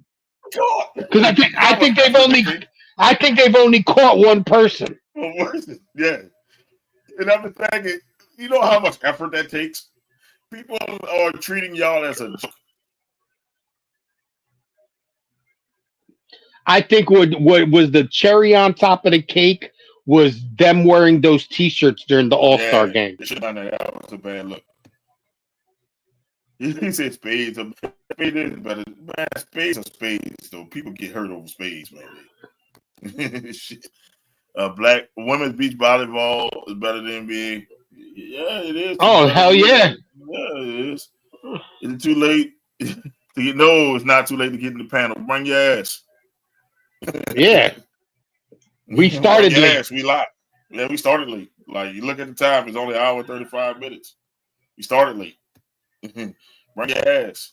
All right. Chicago Skynet game Tuesday. The cheapest ticket is $18. The highest $1,800. I'm not paying that for 8-25 record team. And you think about Yes, what I'm saying. That's what I'm also saying. There's not that many teams, but not that many teams are good. This team is 8-25. Who wants to go see an 8-25 team? Yeah, Eric, get on. But I want to hear your comments on certain things we want to talk about that we talked about. But yeah, 8-25. Hell no, bro. I'm feeling bad for my Saints that I ever paid my season tickets, and I know we might have a bad record, but at least I'm gonna see somebody get laid out.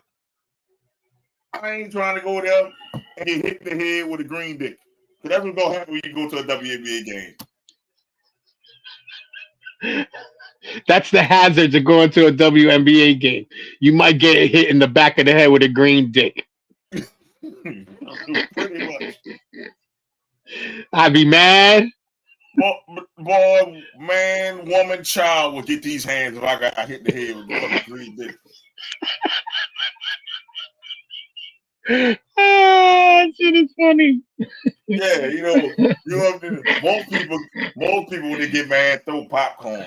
Might throw hot dog. No, they throwing a bomb at you. They throwing a green dick at you. And I don't not that I bought any, but I know that they're not cheap. So you're throwing them, you're paying like $40-$50 just to have that shit thrown onto the court. I'll put it this way. And think about it. They have to be in high seats because to go that far, you have to be sitting down low. So you done bought one of these $1,800 seats just to throw a green dick.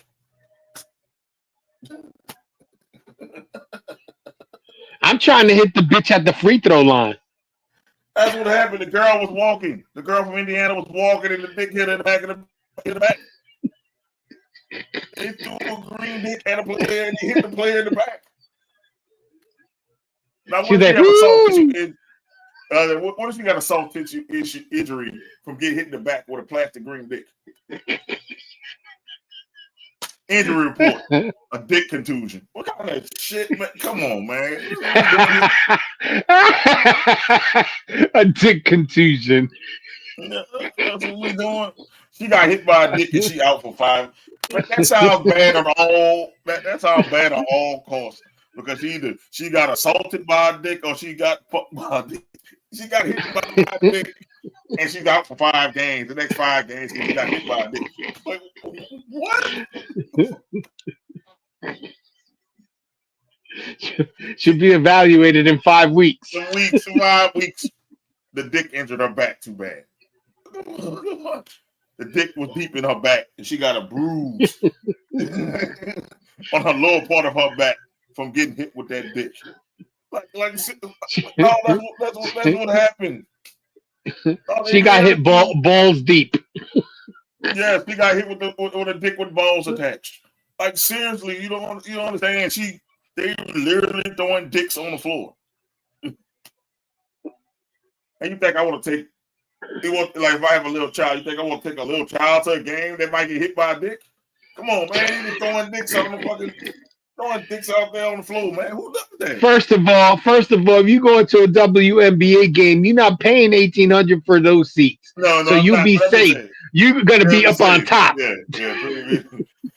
Well, I don't want my child seeing the fucking dick get thrown on the floor. Who wants to bring their kids to the game? Daddy, what's that green thing? What's that green missile? It's a rocket. It's a rocket, child. It's a rocket. Don't worry about it. Some kid lost their toy rocket. I don't want to explain that to a 5-year-old, man. Come on, man. It's a toy rocket. But what's the 2 things on the bottom of it? Don't worry about it. That's the stuff that comes off when the rocket shoots into there. Don't worry about it. Man. I don't have time to do that, man. That's certain things when I go to sporting events, I don't need to be trying to explain. Like, man, why is there a dick on the floor? It's a dick on the floor. Who does that? Like, who thought it? I want to know who started that. Like, what made you think, yep, you know what's going to really get him? Throw a green dick on the floor. Why it has to be green? Like Izzy said, it's fucking Incredible Hulk dick. That don't work for me, brother. It's a dick. Who's throwing a dick on the floor? Like, first, no, because it's plastic. Plastic don't go off on a metal detector, man. Yeah, so you put it in the holster, and you going, they're not fucking groping your ass like that. Bro, I stuck looking into the Saints game with a plastic bottle, so I can imagine how they stuck in a fucking. Come on, man. That shit don't go off in the metal detective. It's plastic. Now she got a metal bomber. We got an issue. She trying to hurt something. See, we got 40 games then. Yeah, look. The whole season because you decided to throw a dick on the floor, man. Who decides to throw a dick? Oh man, what's up, Doc? I'm just saying, bro. What's up, Doc? What's up? What's up? What's up? It's not just one though, Jay. It's 5 dicks that have been thrown on the floor. 5. And all different cities too. It's not like it's like one team. It's like I think one was thrown in New York, one was thrown down, I think, in Indiana, one was thrown in Chicago, I think. It might have been Vegas, one of them. How do you become a designated dick thrower? That's all I want to know. Like, how do you just say, you know what? They got a cult. They got a cult. That's what it is. I'm a designated dick thrower. And you want me to give you $1 million and you got dicks getting thrown on the field? Come ahead and get thrown. Like, come on, man. That ain't never happened. Damian Lillard for 3, he gets hit by a dildo. You never heard that shit before, man. You never heard that shit in the NBA, man. Come on, bro. Like, y'all throwing dildos on the floor and y'all want more $250K. Nah, that don't work for me. And you got obscene shit getting thrown on the floor. Nah, I'm good. Listen, for them to make money, like I said, I think I mentioned this earlier, and I think I might have mentioned it another time that we talked about it. If you're not, if at the end of the season you're not making money, or you're at a loss, you don't deserve a raise. No. Until you start banking money and you start making money in a positive way, then you deserve. They were really, that's nice. They went from 50 to 250,000. You can't tell me that you can't live on $250,000. Oh, don't say that. That kid going to say, I want a green rocket too.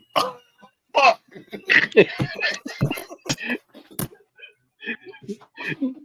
Go talk to your mother. She might have one in brown. Bro, I'm not giving my kid no rocket.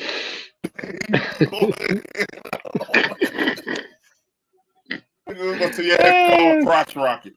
What kind of shit, man? But Doc, let's get bro. I mean, honestly, I feel bad for these ladies, man, because real talk, it's borderline. We getting borderline harassment here, and I'm not trying to, rile nobody up or anything like that.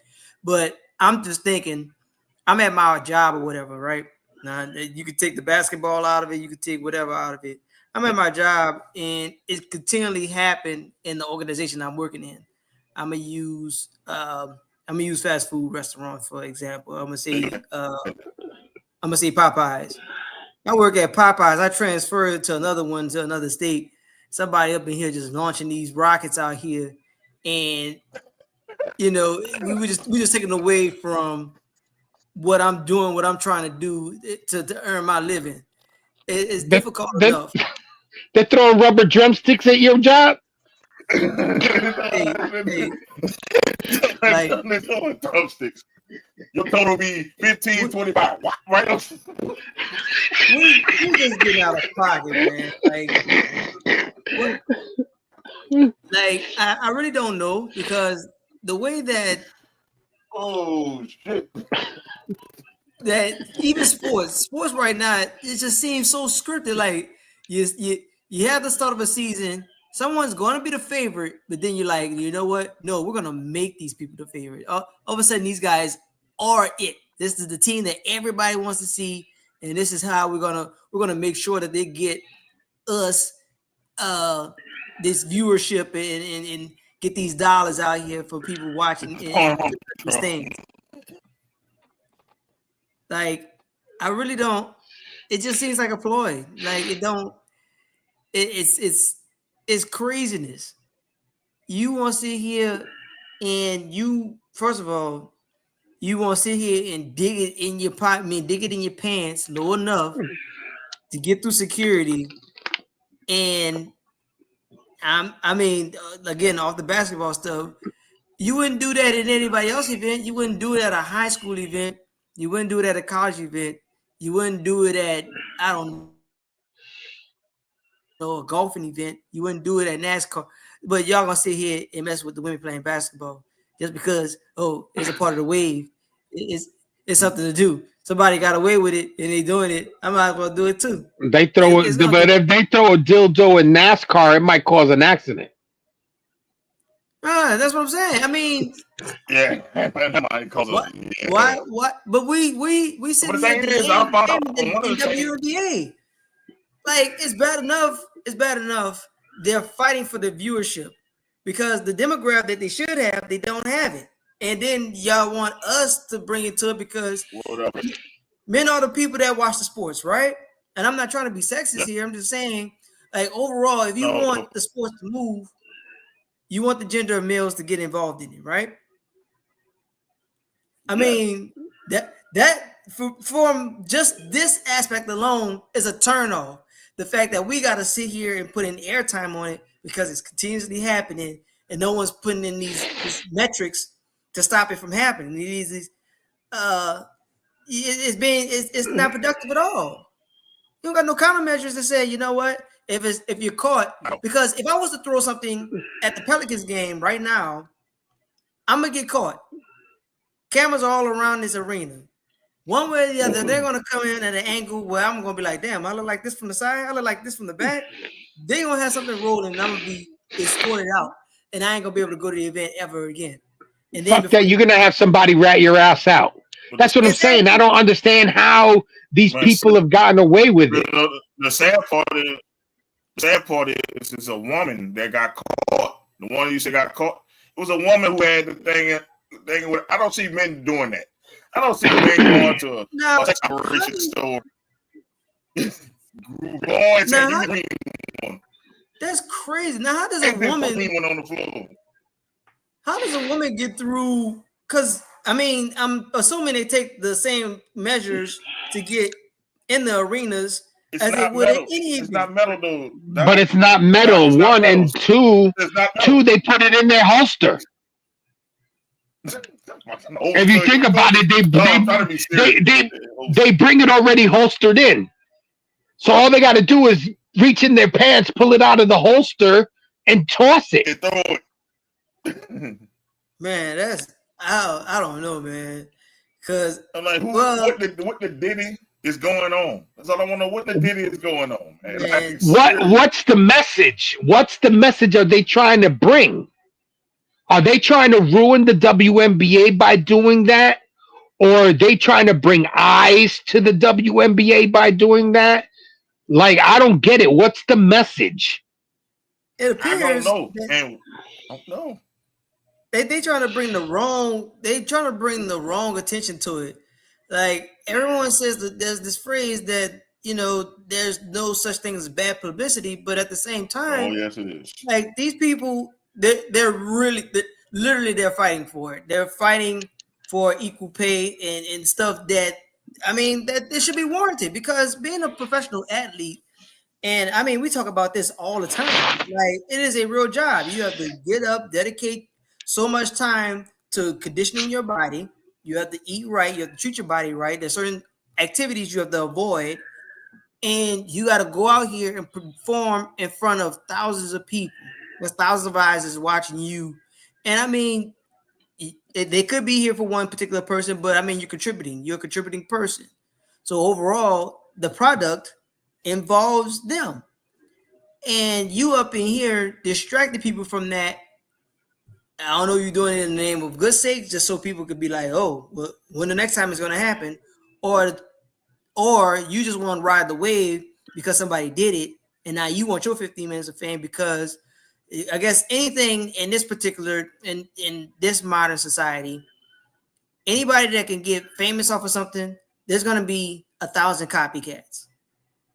Case in point, and again, I don't want to distract from the sports stuff, but you got the Cooking with Kaya, you got the Keys to Leads, you got the these different podcasts where guys just run off and be like, you know what, I think I'm gonna copy this formula or whatever.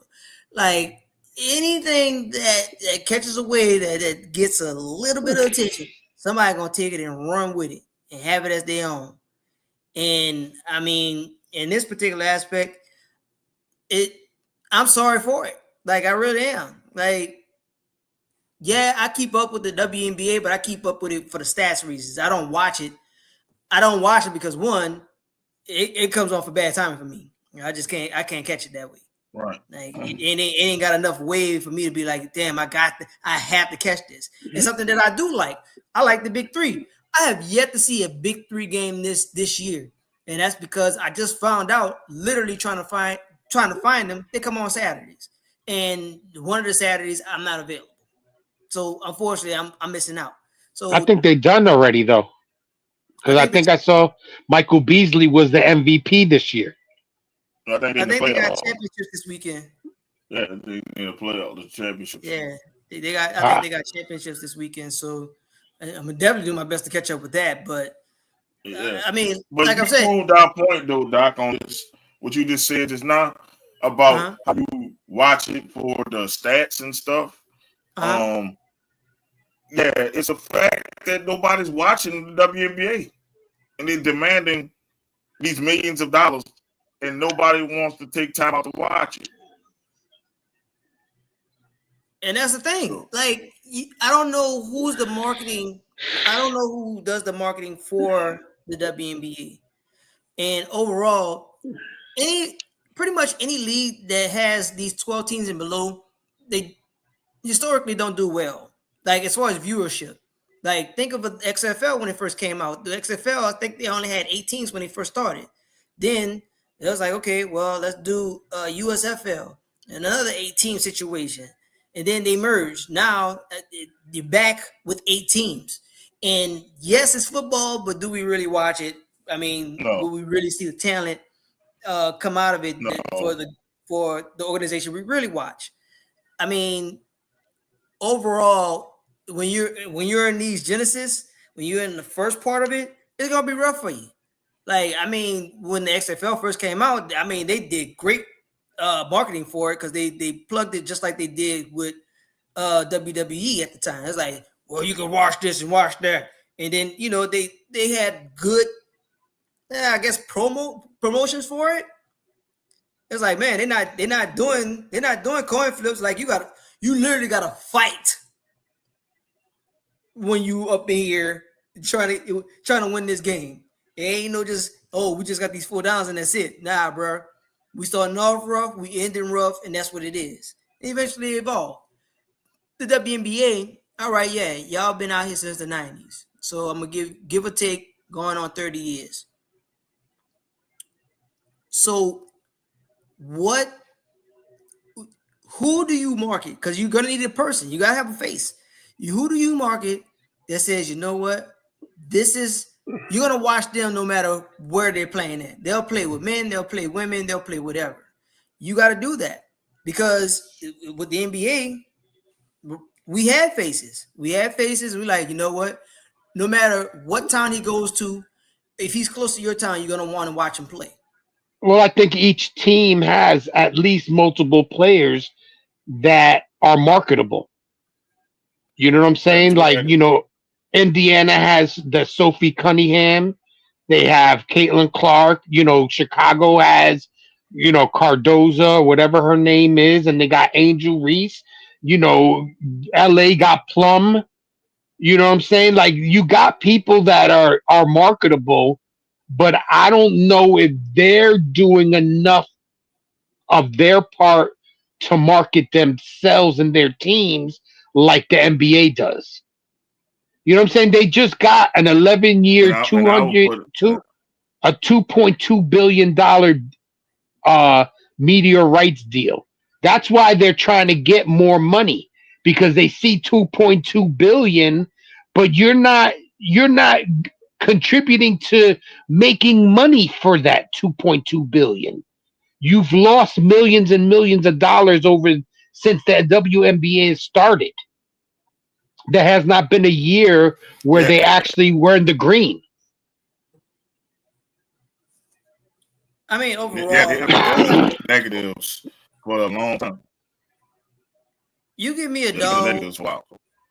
You give me a dog like, and I mean, she long since left the game. But if you give me a dog like a Maya Moore, like to me, watching her talent, Maya Moore look like she's skilled enough where she could take on anybody. I'm not saying that she'll win all these games, but at least at the same time, she wouldn't be afraid to lace it up against anybody. Like she could face a Shaq, a Kevin Garnett. You want to move into the new era. You want to say Anthony Edwards. You want to say Kevin Durant, whatever. Like she'll lace it up with these people. No problem. I mean, these ladies nowadays, like, yeah, Caitlin Clark is a name, but would I see her play anybody anywhere?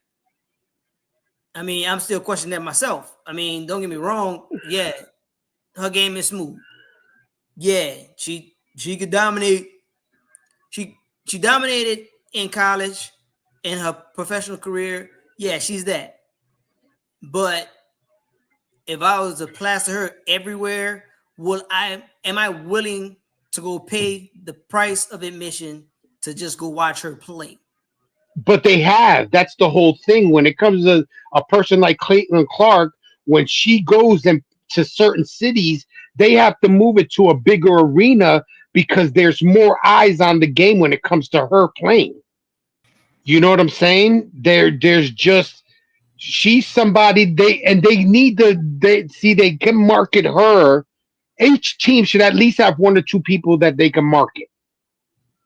And it just seems Man, like not everybody is marketable, even though they're a name. yeah, but do you think I'm saying you think they got the players for each team to have two? If you really look at the WNBA, they at least each team at least has 2 to 3 players that have some type of name, whether it's a veteran and a rookie or a couple of younger players. At least if you look at each team, they at least have 1 or 2 players that you could market on your team to put eyes on your package.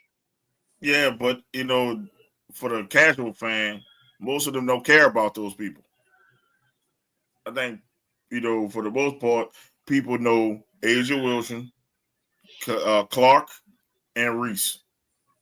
No, Everybody because a else, lot of people like now, like that girl that's also from Indiana, Sophie Cunningham. She's got a look. That girl from LA, Plum, has no, got a but look. I'm just saying, it's basically the casual fan that don't know these people. They like But that watching whose that kid. fault is that? That's the WNBA's fault for Yeah, not putting these people out there. That and Stop.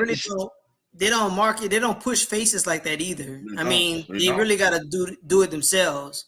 And don't get me wrong, in this particular era, you can push yourself because social media is there. You can be like, you know what, I'm doing this, but then you have the argument on Angel Reese's side because she does do that. And she has a podcast, but people, harp on her for the mere fact that she is doing that, and they're like, well, you should be working on your game. I mean, but yet she's still a face. She's still as dominant as she was in college. Yeah, but Like, nobody's gonna go watch a game nowadays. We're not watching a game for somebody to do rebounds. If she worked and actually scored, let's say like Cardoza does on her team, she would be so much more. Her popularity would jump even more, and there'd be more people that want to go see her. But that's never Nobody been her went no, game. but nobody went to the NBA to watch Dennis Rodman fucking do rebounding. They did. Be, In be, San Antonio, they did. In San Antonio, they watched him to do that and his antics. But San Antonio, but the thing is, it never was her game. It never was her game to be this electric scorer. If you look at her at LSU, she never was an electric scorer. She was a rebounder and she put it back. That's all she really Yeah, did. but the thing is that she's putting it back and it's not going in. Well, yeah, but I mean, she's a face that people know. But So, she gets more goofed on because she can't make a layup than she does for the positive things that she does do. You know what I'm well, saying? Yes, people like the way she dresses, and she always comes to the arena looking, probably top of the line fashion model type. But they goof on her more for her missing shots than they do about when she comes into the arena dressed up nice. That's not really putting eyes on the game because who wants to go see somebody miss 5 layups? And you know, it's not even like a 3-point shot. She's missing layups. yeah, but I think, it's all like you say, sometimes that's publicity. Some people like to watch the hate on her. Well, as long as you watching, I don't care. That's what the WNBA doing. As long as you watch, I don't care. So you got people that watch just to hate. I'm just saying. I mean, I get that, but it's not putting asses in the seats.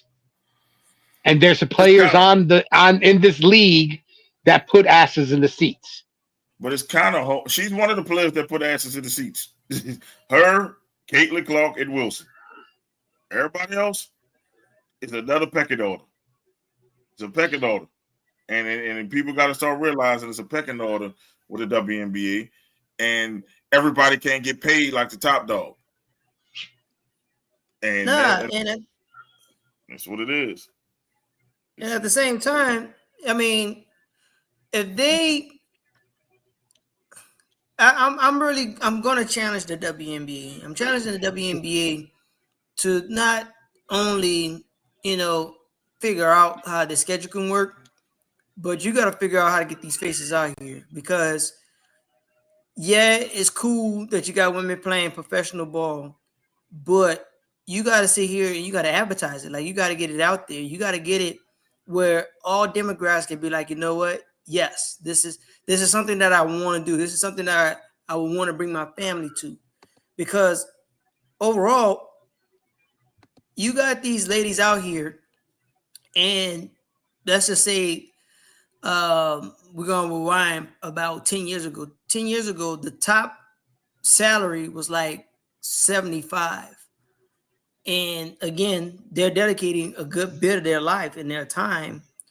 And if you want a little bit more than that, you got to move across seas.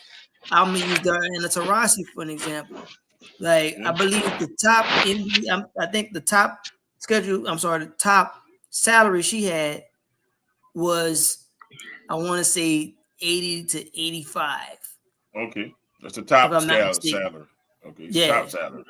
But then when she went across seas, I mean, she made her bread that way.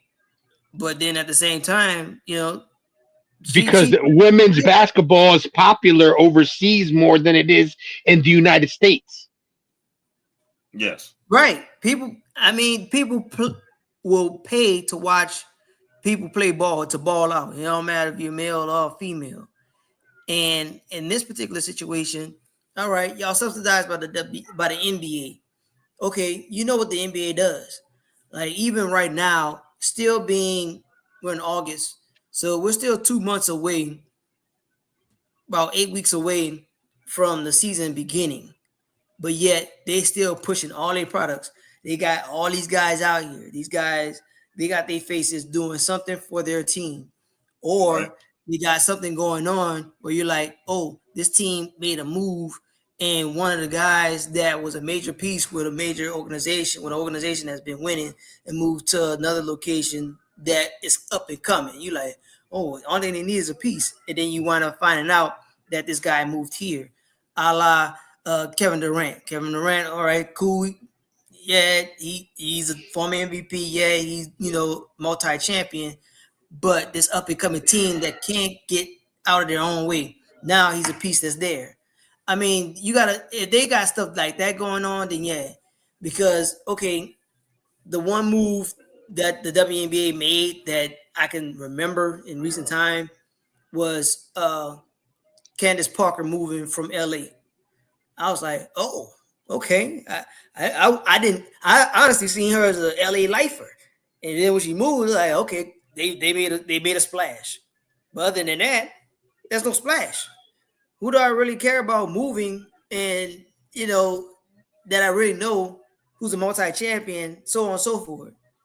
Those intangibles, something that's gonna make me want to watch. And Right. unfortunately, no splash right now. So again, challenge them, find your face, and just push it. Especially in this type of season where, football is coming, but we still need something that's going to occupy, well, not occupy, but entertain us. You said But it it right. hasn't. But Occupy. if you really think about it, it hasn't. It hasn't been since the WNBA's come out. We've never really talked WNBA. If you really think about it, I think we maybe had 2 or 3 conversations about the WNBA. Yeah. It's not fitting, like, it fits in between, because it's at the end of basketball, at the end of hockey. Baseball's playing, but they play so many games that we don't start talking baseball until playoff time. Right. You know what I'm saying? So where it's slot, it's not doing what it's supposed to be doing. It's not Yeah. keeping our attention enough for us to have conversations about it, unless they doing shit like throwing green dildos on the court, or the fact that they're asking for so much money that they want to be overpaid for not putting in the work that they need to do to promote their league. And I'm gonna say, and I was that's what I'm about to say. I was about to say, well, they are giving us news. Maybe that's might be the thing for the green dildo, so we can talk about it. I like good or bad. They got people talking, but it's not family friendly. I'm not gonna bring my kid to a WNBA game and you throwing dicks on the floor. Like that's one thing that needs to get. Y'all could have did it with anything. Yeah, y'all choose a dildo. What is the message? And I got to find out what's the message of a dildo on it. But I just wanted to get Eric's thing on Shedeur. That's enough to talk about the WNBA and green dicks. Let's get your because we talked about Shedeur's debut. We wanted to get your thoughts on Shedeur's debut. Man, honestly, I like what I seen. I mean, he went to go prove that he is accurate. He's accurate. I mean, it wasn't the outstanding Shedeur that we know and come to love, because he got to get used to the NFL speed and the timing. But overall, if you give him a chance, then by all means, I know he's going to grab the opportunity. He's going to run with it. And look at the quarterback room itself. I mean, you got Flacco. I mean, really, you really won't have your hopes in Joe Flacco, who's going on 20-ish years. I mean, he's got experience. Got a lot of experience. But yeah, at the same time, all right, this man won the Super Bowl in 13. We in 25. Yeah. Like, come on, man. Like, but he's won it more than a lot of other quarterbacks in this league. I give him that. Yeah. But I mean, compared to every other quarterback that's in the league right now, it's a handful that got double digits behind the years, the experience, like overall. And then the guy that you brought in and backed up this brink trucks with, I mean, that don't seem like that worked out in your favor at all. It's like you're trying to do bad stuff. Small hands. No, he talking about Deshaun. I'm talking about Deshaun. Oh, I'm about to say Deshaun. Oh, that definitely didn't work out. Yeah, you backed up the brink truck for this man, and you brought this man in, and it didn't work out for you. It's kind of like the teams in Ohio are out trying to outbat each other. Like, y'all want to sit here and one doesn't want to give up the money, one gives up too much money. It's like, say, bro, well, what are y'all trying to do? Like, and then if you get lucky, it's some kind of scandal going on. One of your talent is doing something they ain't got no business doing, and now we talking about something besides the sports stuff. We gotta talk about something besides the football, besides the organization. And overall, I'm more mad with the league kind of shafting Shedeur than anything. But I'm glad that he's locked in. Like clearly he's locked in. Like his daddy gave him a blueprint and he's following it. So for the debut, good. But I'm engaged now. Like I want to see the improvement. I'm more interested in the journey. Like I really want to see this guy get his number called and him showing out to why he should have been where we expected him to go, but instead of being in the 5th round. Yeah, but he's still being compared to he's the number 4 quarterback on that squad. And that's terrible. I mean, but like I said, the teams in Ohio just want to outbat each other. What they're gonna do is they're gonna go Flacco first. They're gonna go with Little Hand second. They're gonna go with Gabriel third, and they're gonna stick Shedeur at number 4. So what's gonna happen is you're not gonna carry 3 quarterbacks. You're only gonna carry 2. Now they're gonna carry 3. No, they'll carry 3. They can get 3. They'll probably move a guy to the practice squad. But if you move Shedeur to the practice squad, he won't last a second. Yeah, he won't last. Somebody will snatch his ass from the practice squad. Just for the name recognition. Quarterbacks don't stay healthy in this league. But think about the name recognition and fame will get him off that practice squad quick. I'll give you Rattler, Hayner, and Taysom right now. I'll give you 3. I'll give you 3 quarterbacks. He'll never make it to the practice squad because they don't want to lose him. He's going to be the 3rd quarterback. It's going to be that midget going to be on the damn practice squad. Or they're going to do like the 2019 Saints and carry 4 quarterbacks. We're the only team in history that carried 4 quarterbacks that year. And that year, all 4 of them sucked. Oh, yeah. All of them sucked. That's when we had Jameis got hurt. Jameis got hurt. Then it was the year of Simeon. Taysom Hill was a quarterback still. Taysom was number 1. And Dalton. Yeah, you think about it, you're gonna carry 4 quarterbacks because your main starter's hurt. He's done for another year. They really got 5 quarterbacks, man. You think about it. They got 5. And if you got 5, that means you got 0. I'm about to say you ain't got no quarterback then. You gotta have all that. You got 5 quarterbacks. That means you have 0. You ain't got one. If you got to carry all that just for this position, overall, you don't have it, Jack. Shedeur got 2 more games to ball out to do something. I don't think he plays the final. I think he's hurt this game, so he's not going to play the second. So what's his name is playing tomorrow? The midget. Justin Gabriel. Yeah. So, like I say, Anthony, I hope you're watching. Oregon QBs suck in the NFL. They all suck. Do not trust an Oregon quarterback since Achilles Smith in the NFL. And he sucked. He wasn't that good. I don't trust him. Justin Herbert chokes too. Achilles Smith sucked. Cleveland signed Huntley. So I don't know. They signed him because of injuries. Because Small Hands hurt, Shedeur's hurt, and now that midget just got finished being hurt. So I don't get it. They trying to outbat each other. Yes. Cleveland is doomed. Eric called it many years ago when they first signed Deshaun Watson. He said when Cleveland fucking goes down the drain, and ever since then they've been fucking floating down the drain. They're that one piece of shit that you flush the toilet and they keep coming back up. Yeah, and he keep flushing it, and you keep trying to flush that shit.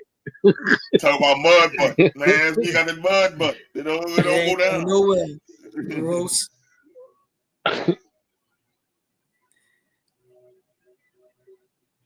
It sucked. It sucks though because Shedeur Sanders, if they probably gave him the ball, they would probably come out better than any of the players. I mean, like I said, I say Flacco is a good mentor.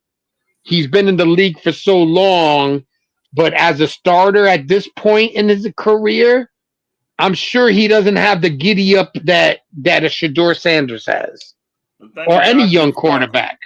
I'll keep Flacco to mentor Shedeur, but Yes. I would not. And I'll put this way: I would get rid of Kenny Pickett ASAP. That's the one that'll be out. Kenny Pickett will be out. Yes. Shedeur is your franchise. That is a franchise QB. Yes, it was not the best.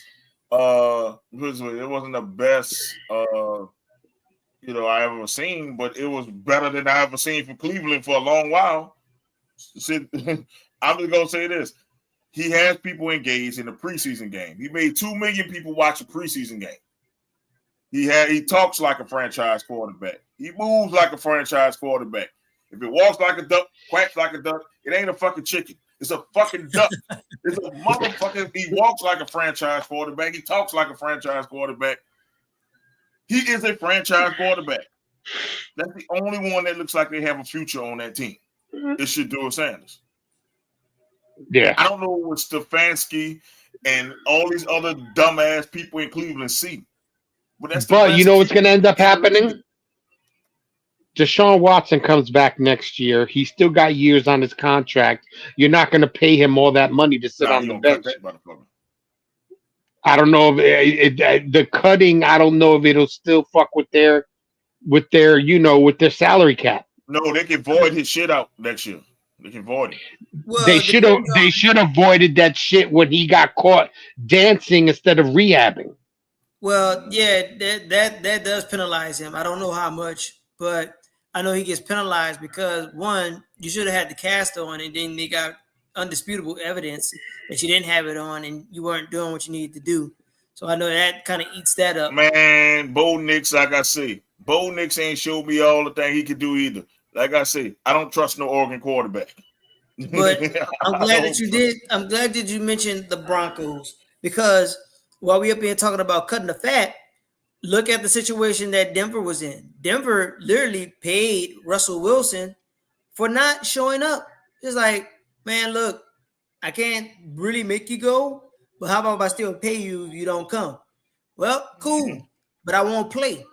So overall, I think 60% of his contract came from Denver while he's playing for Pittsburgh. And Pittsburgh's like, oh, there ain't no sweat off my back. So I already gave him his year. And if Denver's still going to pay him, then whatever. And now, in this situation in New York, dude moved to New York and he's already been told that he's going to be the guy. So, I mean, kudos to this young man, to that man now. Yeah, Joe is a starter. In Shedeur's case, I mean, I don't know. I don't see the marriage with Cleveland because one, he came in. Well, the GM's talking about, well, it wasn't my pick, but this is how we're moving. And a GM is a big part of the culture. The owner said that was the GM pick. Now the owner put it on the GM now. So now the owner is saying it's the GM. Yep. Wow. So now we already got these presses out. We don't even know who to follow. I mean, I know the players usually don't follow that, but at the same time, it's so much smoke, there's fire. And one way or the other, I know that locker room there's got to be talking in that locker room. I know the owner, general manager, coach, they all got to be talking at some point where he's going to be like, say, bro, y'all do realize I'm in the room and y'all talking about me? Mm-hmm. And I mean, there's so much of that you can ignore. I mean, it's bad enough. It's bad enough people going to talk about you because of your name. But now they're going to sit here and talk about you when they're like, well, we heard this, that, and the third, and it's not even giving you a fair shake. I mean, it hardly seems fair to me, but hopefully you stay locked in, ball out, get enough on film where somebody else is going to pick you up because who knows what happened with these other 31 teams. some guy could just mysteriously get hurt, and before you know it, it could literally you could be filling the Tom Brady prophecy. Mm-hmm. You got this veteran before you know it, be like, say, bro, thanks, but I think we're gonna ride this. We all right. We cruising. Anthony said we seen teams take big cap hits, just cut a player that they didn't want. Yeah, I think Deshaun Watson gonna be a cap hit next year. It's not like they're going anywhere. It's not like that team is a solid team. They're not going. They'd be lucky to be out of fourth place in that division. Yeah. I mean, yeah, because Baltimore, no. Yeah. Unless Aaron Rodgers is, Aaron Rodgers is, you gonna say, unless he do like he did for the Jets, and then then the Steelers will be in last place to give Mike Tomlin his first losing season. Well, the critics, they got Pittsburgh as the top defense right now. You got to score though. Yeah, you got to score. I mean, if the defense can score, then yeah. I mean, the offense can do enough because Aaron Rodgers ain't gonna just sit there and be like, "Well, I'm gonna sit here and take it on the chin all day, every day." It's not like he don't got some kind of weapon out there. He got a weapon at least. Yeah. Does he? Well, yeah, he got DK Metcalf. Oh yeah, DK. But I'm like, Aaron Rodgers to me, I think Pittsburgh gonna regret not getting Shedeur because I think Shedeur would have helped that team out because I think Aaron Rodgers is done. We've seen it for your Jets. Remember, I think Aaron Rodgers is done as a QB. I think he's going to be a mediocre QB at this point in his career. Him and Joe Flacco is the same QB right now to me. Can give you 1 or 2 good games, but I don't think that Aaron Rodgers, that bad man that Stephen A. used to say, yes, he's a bad man, but it's the other version of bad, as in terrible. Yeah. Yeah, bad as in the real word meaning of bad, not bad the way we say it. Yeah, he a bad man, definitely. Because that Jet team, I remember on the podcast, we said, Jay, rejoice. Your Jets finally can have a chance. And Aaron Rodgers had it. 5 minutes into his career. Yeah. I'm still crying over that shit. Literally, that man had 1 series. That man had 2 or 3 plays. No way. Everybody looking at this like, ain't no way. There's no way. And then he comes back the next year. You see, you know what? I need another weapon. Y'all go out and get Devontae Adams. And then y'all did nothing because Aaron Rodgers. Especially if y'all, let's say y'all win y'all division this year, right? That let me know everything was on Aaron Rodgers. And y'all added Justin Fields and subtracted Aaron Rodgers. And if y'all get extremely better, then we know it's Aaron Rodgers' fault why the Jets suck. It's an Aaron Rodgers problem. Nah, because he'll turn around and blame it on the offensive line this or offensive line that. He never will take full responsibility. If Mike Tomlin get a losing season, Aaron Rodgers need to be fired ASAP because we never seen it. And he ain't have the hell of 5 QBs, and he always get 10 wins.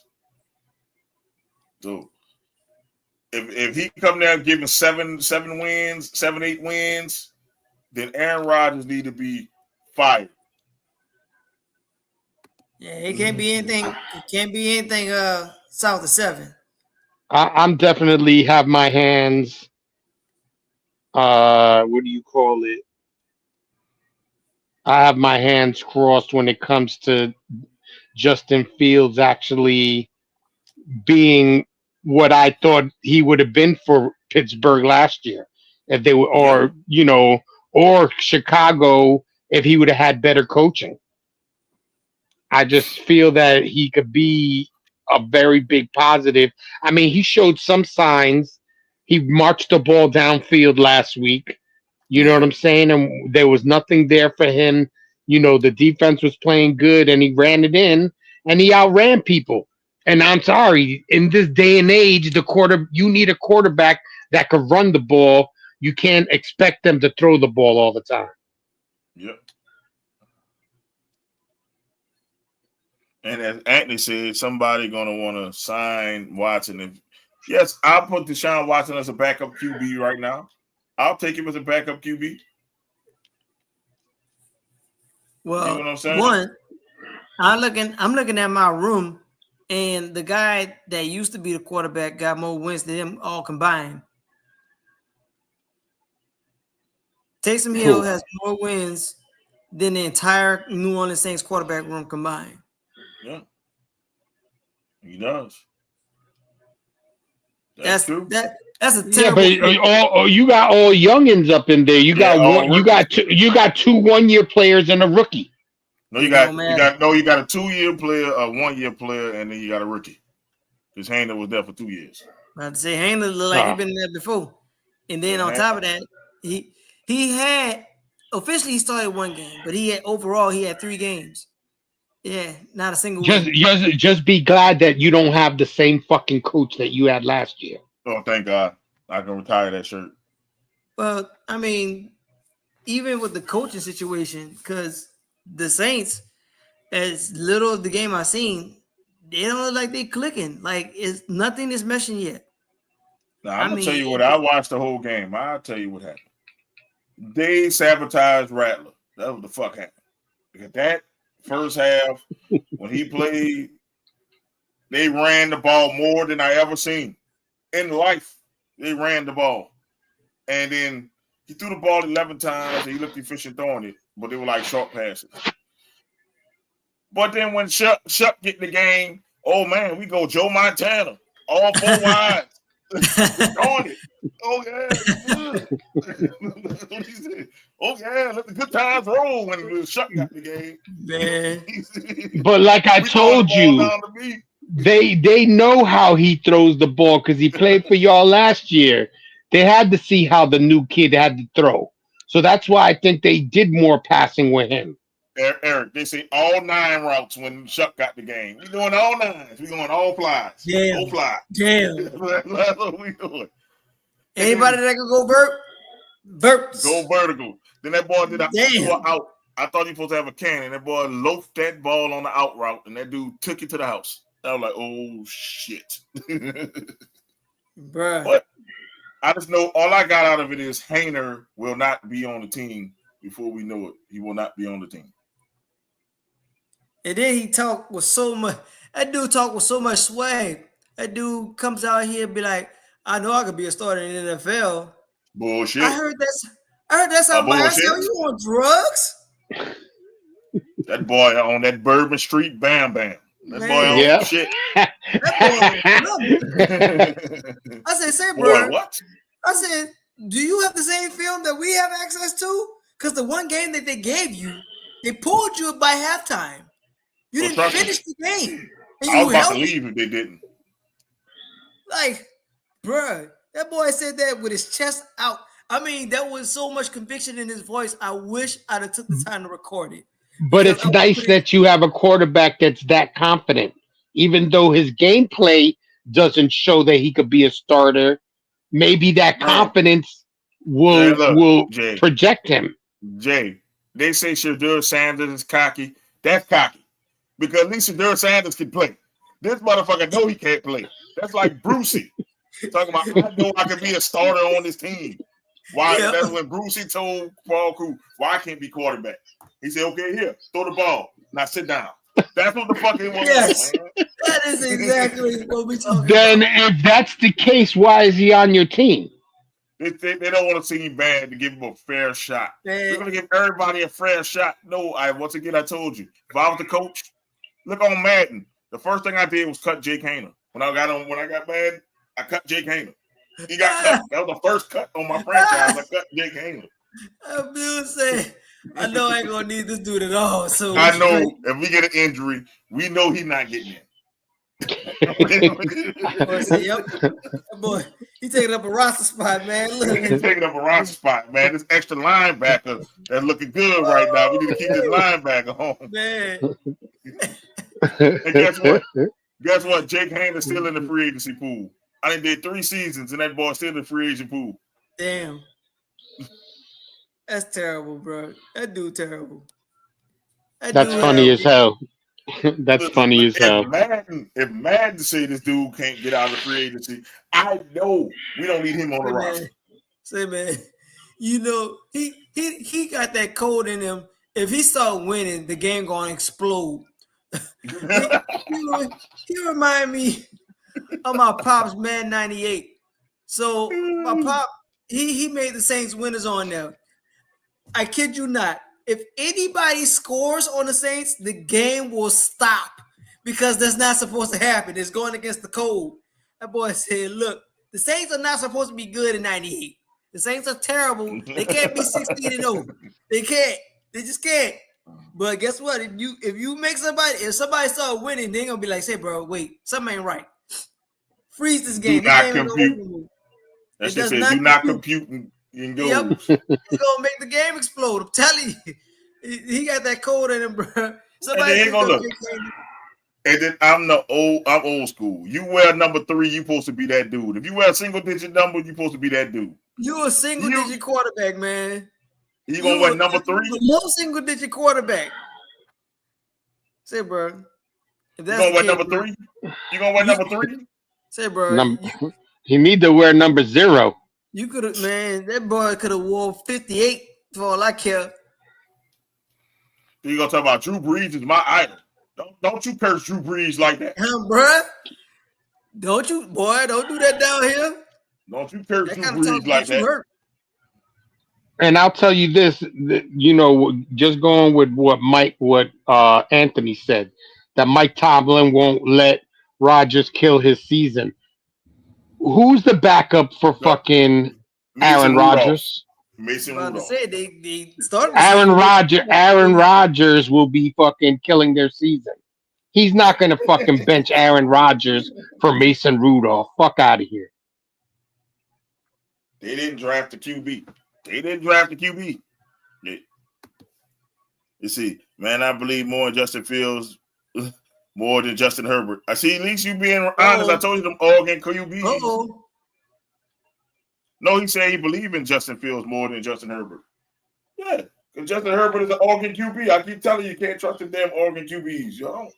What I like about it is that they brought Justin Fields in, and his teammate is fucking Garrett Wilson from college. So there should be some chemistry there.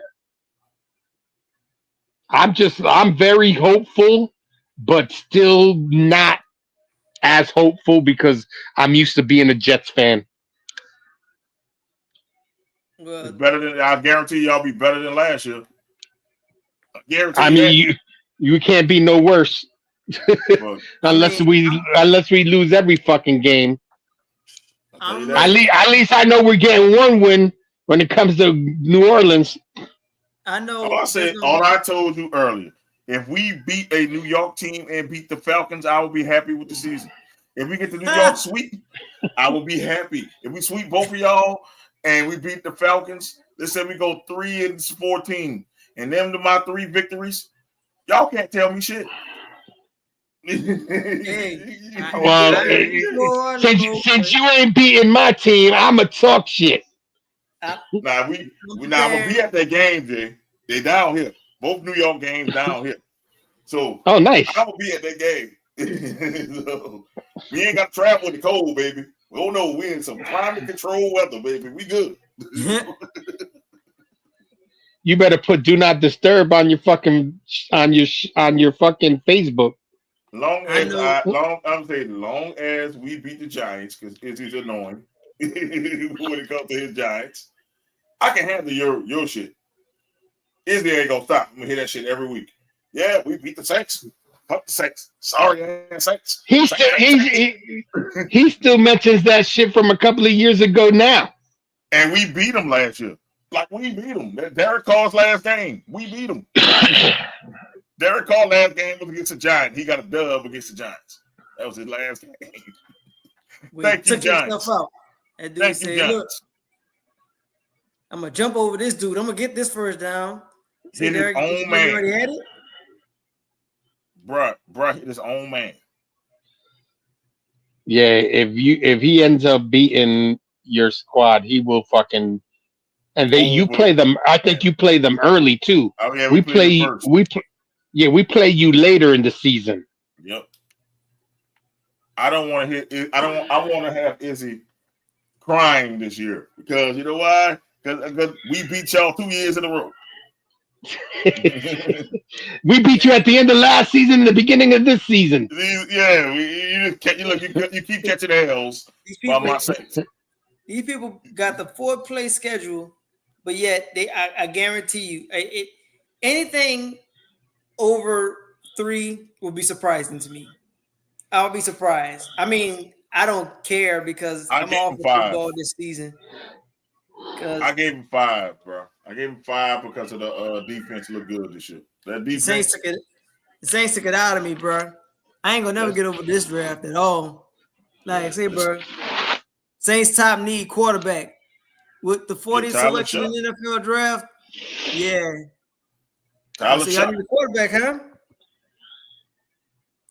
What? Herbert is overrated. Yes, he is overrated. I've been telling Chargers fan that motherfucker overrated as fuck. They don't want to hear it. He had one good season or one decent couple of weeks, and they were trying to say he was going to be the next coming of somebody. As a matter of fact, when we having our draft?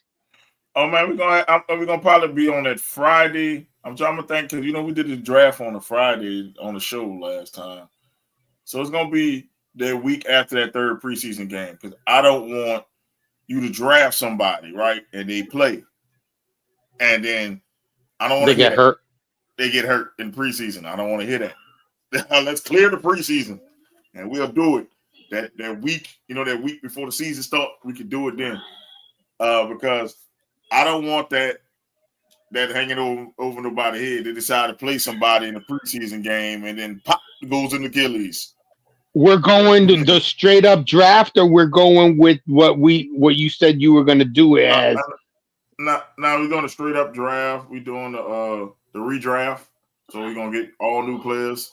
Plus, it wouldn't have been fair because we added 2 new teams, so it wouldn't be fair to them for us to keep players. So my boys at work wanted to play.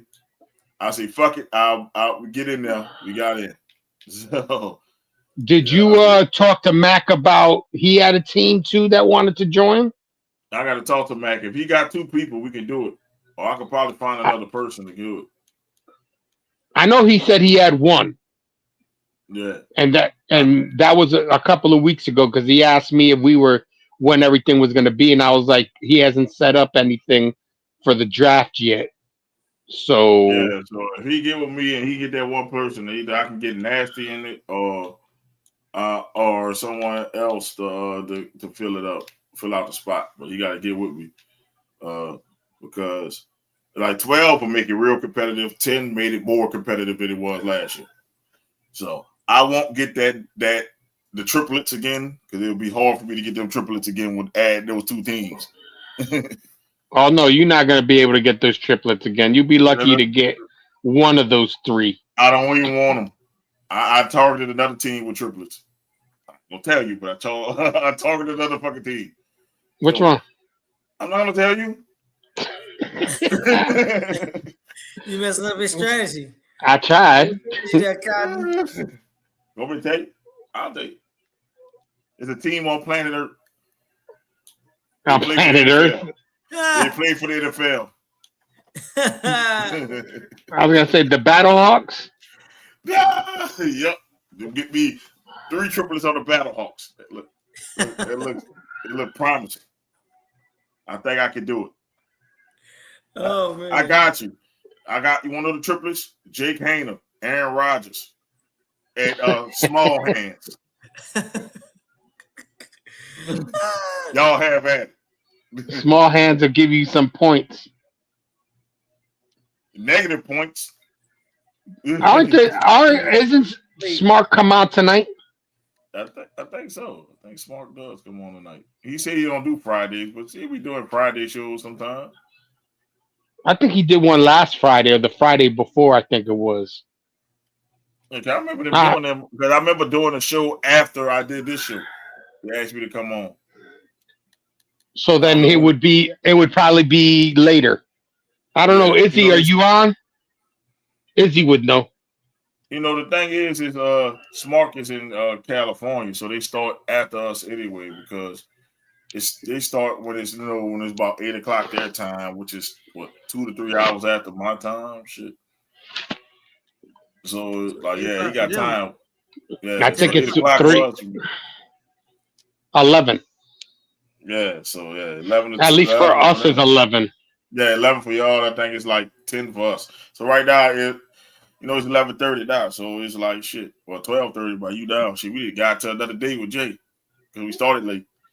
Boy, I was so tired. Boy, I worked every day this week. So I was fucking enjoying that sleep. Same here. I worked every fucking day, boy, and I got to work tomorrow. I do too. I'm like, man, we got to get this in. God damn it, Rattler. We got to get this in.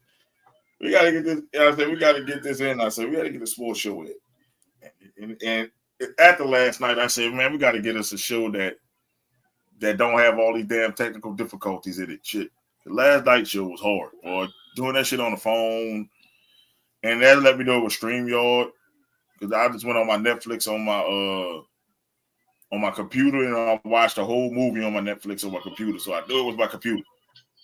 I told StreamYard, y'all owe me one.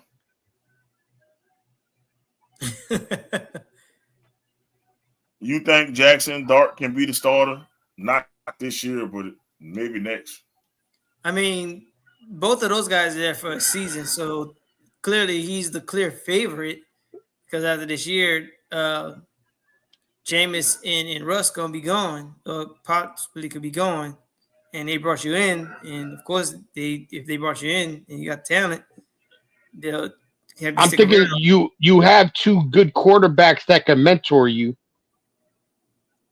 What's the rush? You know what I'm saying? And then if you think about it, Russ ain't gonna want to back up nobody. So Jameis is used to being a backup. So if anything, I could see Jameis staying and competing for that. Yeah, that's what I'm saying. I think Russ after this year will be gone. Yeah, because Jameis on a 2-year deal. Russ is gone after this year though. Yeah, Russ he not getting paid from the what do you call it? He's not getting paid from the Broncos still. I don't think so. But the Broncos played a lick for it though. I think only way Jackson Dart be the starter if Russ start all super slow. And then they're gonna cut Russ. I mean, I just want them to start week 1 so New York can make their history. And also, the history of the NFC East. They'll be the first division that'll have every team with a starting black quarterback. So, I mean, here's hoping that Russ stays healthy and that, they got it with Jameis too. Jameis can help out too. Jameis is black. All right, yeah. But they might be like, man, look, I know Jameis, but we might want you in the event that this kid gets hurt and, try to do some shiesty stuff and move him up to 2 of the depth chart. Just like ESPN reported Tyler Shuck being a starter from word go. I'm like, y'all got the starter already, bro. Like, he ain't do nothing. And I think Rattler going to be the starter to begin with. And then they don't want Shuck to get his head knocked off when he first come in. So they're going to let Rattler take those licks. And then you're going to get the Shuck show. Tyler Shuck. I mean, that's whatever. My bad. Yeah. Oh, you good. I said then it'll be I'm saying it's going to be the Shuck show about week 3 or 4. They're going to let Rattler get his brains beat in, and then they're going to be like, you know what? Let's bring in Tyler Shuck.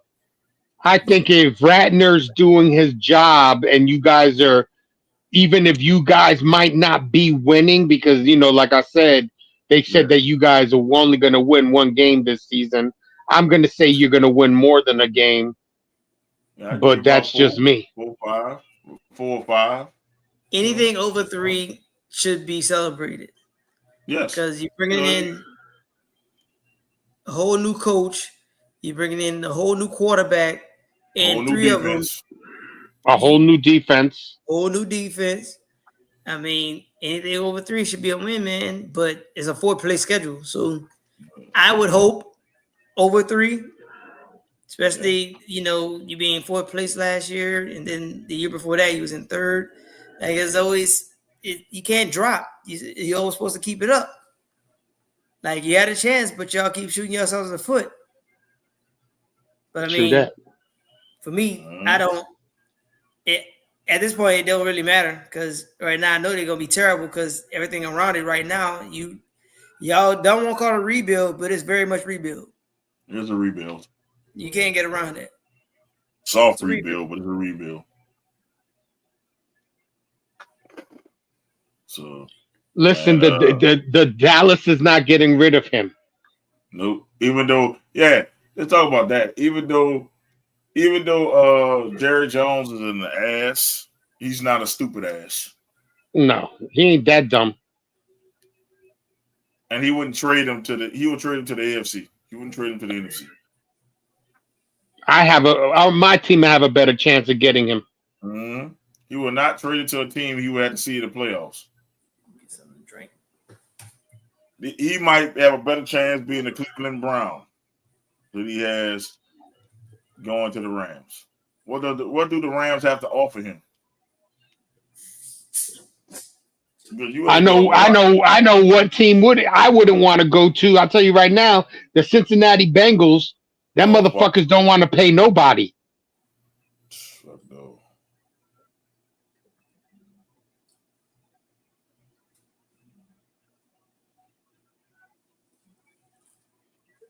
I mean, Aaron Donald's a beast. I was watching a video the other day. He was teaching his son how to tackle. His son was scared. He was like, "You're gonna hit me." He's like, "I'm not gonna hit you, little kid." Right. And you don't get it, man. And there ain't no way they're gonna trade Michael Parsons to the Rams. No, that would be ridiculous D-line ever. That would be dumb on their part. Like you said, I'm gonna trade him out of my league. So then this way, what do you call it? There's a chance that you see them maybe once every couple of years. Yeah, if y'all do meet each other, it's gonna be the championship. In the Super Bowl. In the Super Bowl. They're not gonna do the damn Giants.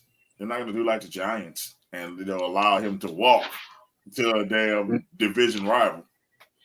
No, he got 1 year left. So if you can't sign him, you better trade his ass. So at least you get something in return. Well, no, they can franchise him for 2 years. You know what I'm saying? They can keep franchising for 2 years. So. Yeah, but to me, when you know somebody wants to leave and they do that shit to you, that shit is fucked up. That just makes me not want to play.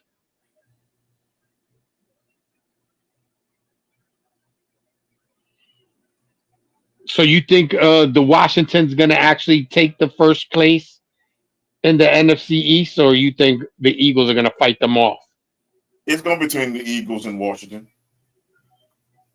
It all depends if they can get Terry McLaurin in the fold. I'll feel more comfortable. Well, I'll never bet against the champions because I mean it wasn't like they barely won and people decided they won the Super Bowl. Like it was not close. They spanked the shit out of the Chiefs. Mm-hmm. Like it was not close. So overall, I have them as the favorites. I highly favor them, especially for how the offense is coming back. And I mean, you really didn't lose pieces. The thing about it is, for them, does Jalen Hurts listen to the noise? And overall, throughout his whole football career, I never seen him listen to the noise because he's been like that since he was in Alabama. Like, I don't see that happening, but again, this is the pros. It's not that level anymore. So we'll see. Well, I mean, every team in the NFC East right now is 0-0. It's anyone's division right now. But No. I'm not betting against the Giants. There's no way the Giants are gonna fucking do anything in that division. The only thing that I'll All the say about Cowboys. the Giants are gonna have a good defense. I don't think offensively the Giants are gonna compete with the juggernauts, which are Washington and fucking the Eagles. Let's be real. Dallas is another one. Dallas is another one. Yeah, that's a 2-horse race in the East. Let's Yes. be real. Dallas ain't winning shit. The Giants ain't winning shit. Let's be real with it. Yeah. The damn Giants for sure ain't winning shit. They going for it. So Izzy, y'all gonna be you can join the line with us because you're gonna be in the quest for 4th place. You're gonna be like Jackie Moon, 4th place when they want to fucking Flint Mega Bowl. 4th place. Yep. He said the Flint Mega Bowl. The Flint City Mega Bowl. Flint City Tropics, baby. What you talking about? Man, we're gonna be in that bitch. Let's get tropical. Like real talk, man. Fourth place. You're gonna play with it. So you and the Giants are gonna play for the Mega Bowl. Yeah, the Flint City Mega Bowl. Yep. The Giants versus the Saints at the Flint City Mega Bowl in New Orleans is coming. I think week 5 is the Flint City Mega Bowl. Bro. The Flint City Mega Bowl. That's funny. That's what we're doing, man. It's the only thing we playing. Who gonna get the number 1 pick, overall pick? That's what we're playing for. At least I'm realistic. These boys up here talking about these people down here saying we want that Manning kid. Say, bro, y'all not getting him. Archie already said his grandson is not coming out this year. I guarantee you're not getting him. So whatever quarterback comes out of this competition, that's your guy. He's gonna be your guy for a minute. Eric, let me tell him something right quick. We tell the Saints fans this. Go ahead, tell him. Archie Manning wasn't shit. The first Archie Manning wasn't shit. Let's be real. Why would I want to relive his grandson who named after him? He wasn't shit. They didn't win shit. Arch didn't win shit in Texas. Arch couldn't even beat out Quinn Ewers, who's sucking in the pros right now. Arch Manning would not be. Nobody would care about Arch Manning if his last name wasn't Manning. Let's be real with it. Let's be honest with it. And Archie already said Arch is not coming out to 2027, and that Archie don't want Arch to play for the Saints. He already said it. But y'all keep saying, hey, we're going to get Arch Manning, and he's going to bring us to the Super Bowl when the granddaddy couldn't bring us to the fucking Super Bowl. What the fuck are y'all talking about here, man? His granddaddy couldn't even give the Saints 7 wins. Look it up. I don't think the Saints didn't win 7 games with Archie Manning. Yep. But his motherfucking name, his name was all in the fucking Ring of Honor for not winning a playoff, even bringing your team to the playoffs. The first quarterback that brought our team to the playoffs was Aaron fucking Brooks.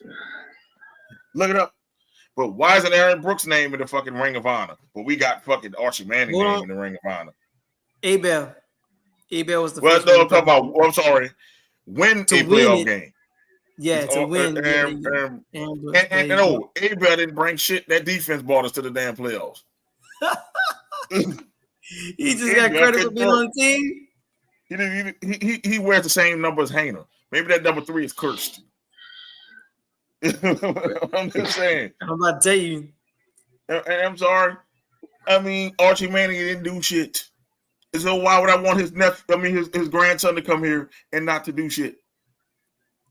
And then all y'all gonna do is blame everybody but Arch Manning. That's what y'all do. Y'all got the Manning's dick so far up y'all ass, y'all can't see clearly. Let's be real with it. Archie Manning was a sucky ass quarterback for the Saints. Why you think Archie Manning not in the Hall of Fame? He's in the Saints Hall of Fame. Why isn't Archie Manning in the Pro Football Hall of Fame if he's so good? How come Archie Manning didn't win when he went to Houston?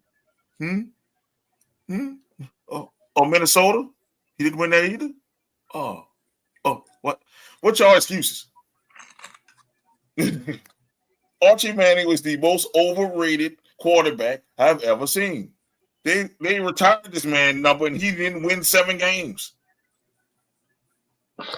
Sure enough. Y'all boy got that number. Bro, Nice his number is retired. That's Archie like Manning know he ain't great. That's like putting I think Izzy mentioned it yesterday. That's like putting fucking Undertaker's wife in the Hall of Fame. Yes. Think about this. This man has never got close to the playoffs, but his number is retired because he was a great college quarterback. Well, let's retire Tim Tebow's number. I'm sure they already gonna. No, I'm talking about let's retire his Broncos jersey. Let's retire. Tim Tebow won more playoff games than Archie Manning. Wow.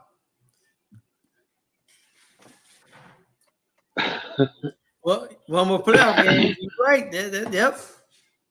Damn. Tim Tebow got more yards passing in. I'm talking about with the Saints. For the Saints. Archie Manning with the Saints. Says we want to glorify him. Tim Tebow got more passing yards in the playoffs, more touchdowns, and more wins than Archie Manning. That's your fun fact of the day. So Tim Tebow, by proxy, was a better quarterback than Archie Manning. That's some stats for your tail, boy. Oops. Oh, shit. Oop. Oh, man. Let's talk about it. Nick Foles is a better quarterback in the playoffs than Archie Manning. I'm about to say Nick Foles won a Super Bowl, so, shit. Oh, man. Let's retire his number. Let's retire his number. Let's retire it. Let's put him in the Hall of Fame. Kind of unfair on that one, Mo. You got to dig in on that, man. Dak Prescott got more playoff wins than Archie Manning. And not that many. No, he got one more. Just one.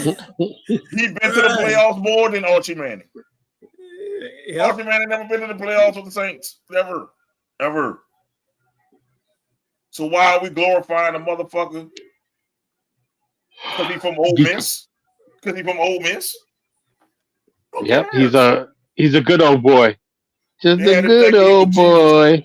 They thought he was Jesus in cleats or some shit, man, because he didn't do shit. But get crucified. That's what the fuck happened. That's what happened. He got crucified. That's why he's Jesus in cleats. He got fucking crucified. That's what happened. Archie ran for his life. That's what happened. And these Saints fans keep talking about Archie Manning. I don't give a fuck about Archie Manning. He didn't win. He was a loser. He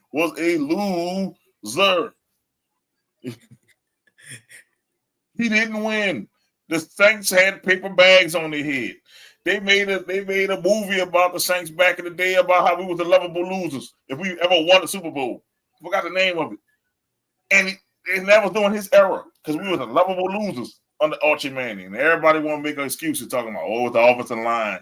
They brought in Earl Campbell for Archie Manning, and he couldn't win. Archie could not win. What did Archie Manning win? So why would I want his fucking namesake to come back down here so they can not win? So you can blame the defense. So you can blame the wide receivers for dropping the balls. So you can blame the offensive line. I'd rather have Tyler Shuck. Oh, that's what you got. I was going to say, you already got him. Let's roll with it. I already roll with it. That's what you got. That's the devil I know.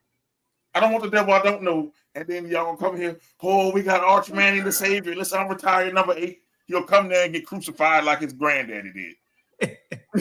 He gonna come in there and get beat up like your grandpa used to. They're gonna tell you. You're gonna be like put that gun down and get beat up like your grandpa used to. That's what they gonna fucking do. Well, why are we excited about Arch Manning? What did he do at Texas? Anybody? What did he do at Texas for me to say I'm gonna tank for Arch? But these Saints fans pissing me off because these new Saints fans that ain't been through the 90s. I was gonna say he ain't done shit in Texas yet. Shit, he might be a horrible quarterback this year. Stock might drop to God knows what if he come out horrible. Think about this, like I told you earlier. This ain't my first time with a sad team. The news all been around my neck the whole 90s. It's your first time? That's what I told one person, man. It's your first time? It's your first time going through this? I've been through multiple 3-13 seasons. Bruh. I've been through multiple 8 when 8-8 was great. I remember that, man. I remember when the 8 games we used to be partying. Next year, the Super Bowl, baby. I remember that. You new Katrina fans, y'all make my ass itch because y'all so angry, y'all so spoiled. Yeah, y'all ain't been through the fire, man. You ain't been sitting through it, man. How about this? You had an all-time great defense, and you had an offense that couldn't score. Like, you ain't been through that. They ain't been through that.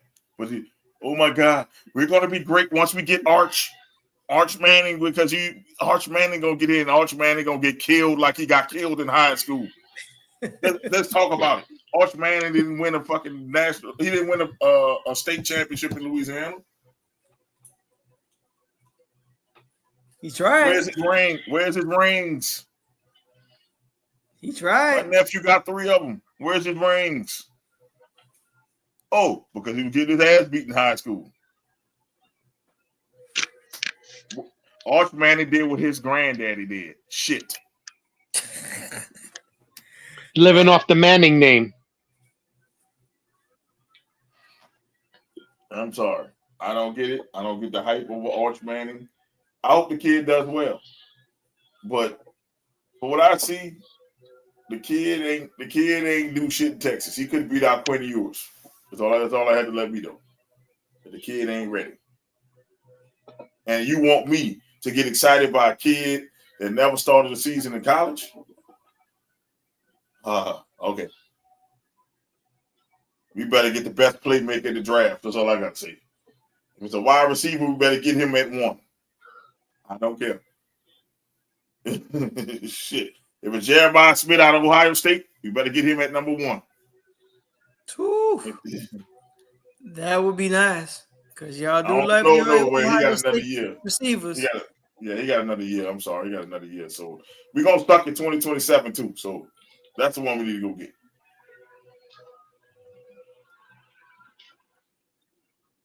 Man, that's the message I had to tell these fucking Saints fans. They always trying to argue with me. Talk about, Tyler Shuck is the hero. Now he's savior. Oh no, let's tank for Arch. How about we just let the quarterback competition play out, you fuckers?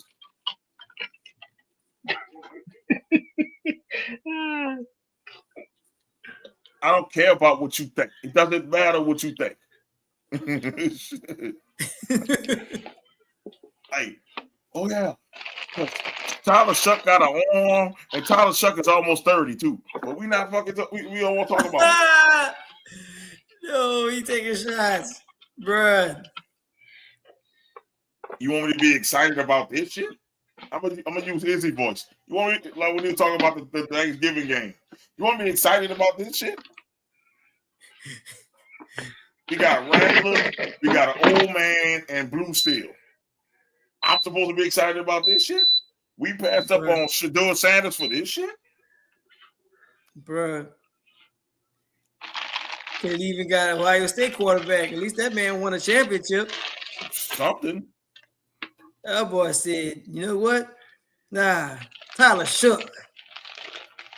Everybody was like, who? Come again? What? Dude was like, yeah, with the 40th pick, the Saints pick quarterback. Okay. You got excited. Okay. We jumped up out the seat. Okay. Tyler. That don't sound like Shedeur to me. Shuck. Who the fuck is Tyler Shuck? That don't sound like Shedeur to me. And you want me to get excited, Mickey Loomis? I swear to God, if we don't win more than 4 games, I'm swinging on you on site. It's on site.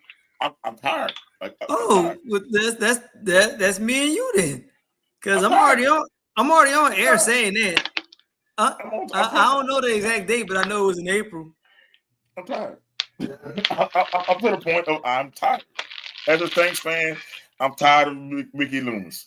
I prayed for Derek Carr's injury. It happened. I prayed for Dennis Allen to get fired. It happened. Now I'm praying for Mickey Loomis to get fired. And it's going to happen. It's coming. Every time I pray for something, it happens for my Saints. I prayed for this and it happened. I thought you said they can't get rid of his ass. I'm going to pray harder. Instead of so you're praying for his ass to die. No, I'm not praying for him to die. I don't want him to die. I'm praying for him that he gets fired or get caught up in a scandal, that he has to resign.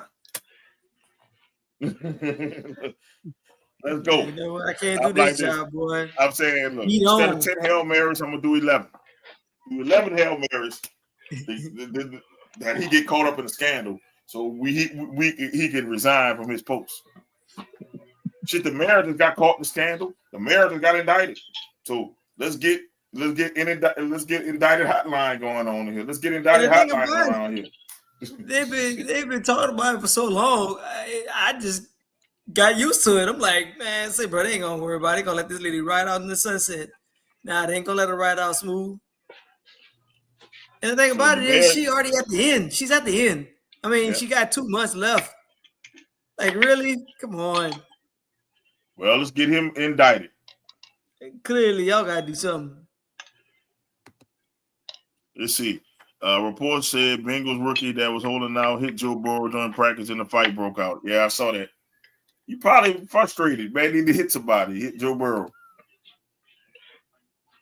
What's everything top? I guess you saying everyone's top NFC teams right now. So NFC? Yeah, your top NFC teams. Right now.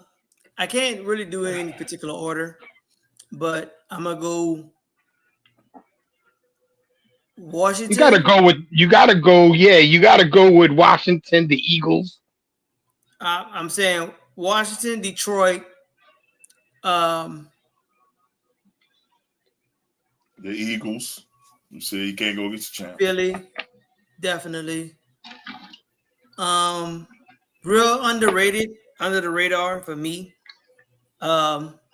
Seattle, for little reasons, very little reasons. Seattle, and I only got 4. I don't know who my 5th one is yet. Me, so if I had to rank them, I'm gonna put Seattle. I'm gonna put Seattle last. Put Seattle last. Then I'll put Washington, then Detroit, then the Eagles. Me, I'm got Eagles first. Of course, they're the champs. I got Washington second because they was in the championship game. True. Let me see. The Lions third. Shit. Now we getting down to the fucking. Now who will win the NFC West?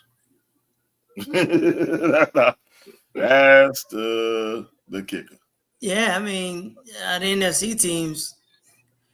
I mean, I could put the Packers up there because the Packers, they consistent. Yeah. I keep forgetting about the Packers. The Packers. And I hate to say it. And I fucking hate to say it. It's a fucking NFC South team. I fucking hate to say it. That team that's 8 hours away. Them bitches put a team together. Who, Atlanta? Yep. I hate to fucking say it. Atlanta. I fucking hate to say it. I'm not going to say it. I'll leave number 5 blank. But y'all know what I meant. Right. I won't say it. I mean, right. I won't say it. Right. The visitors as they do us. The visitors. Right.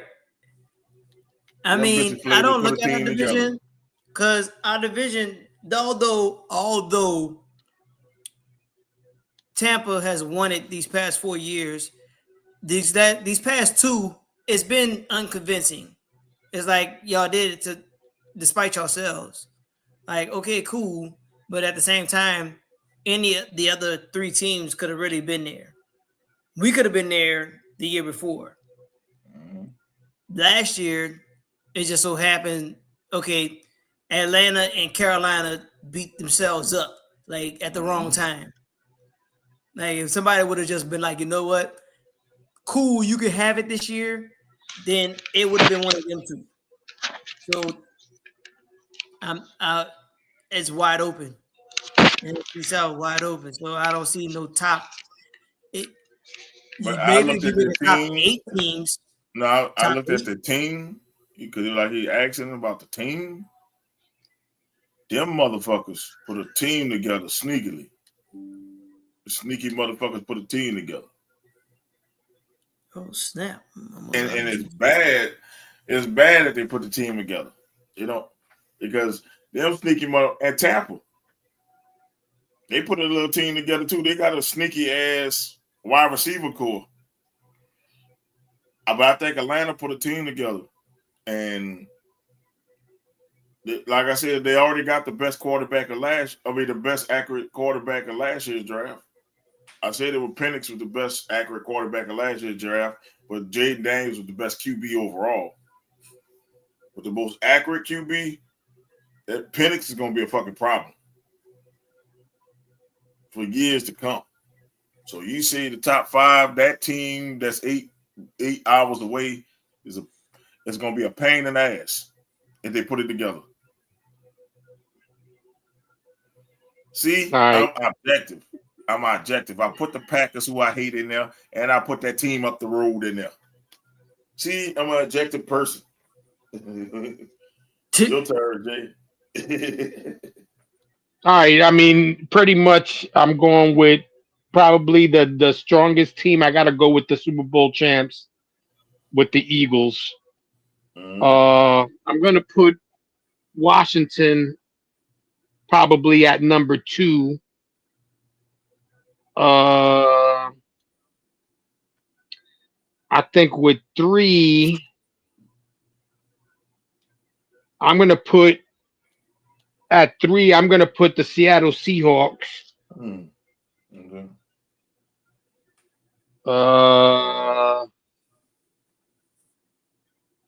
At 4, I'm going to put the Atlanta Falcons.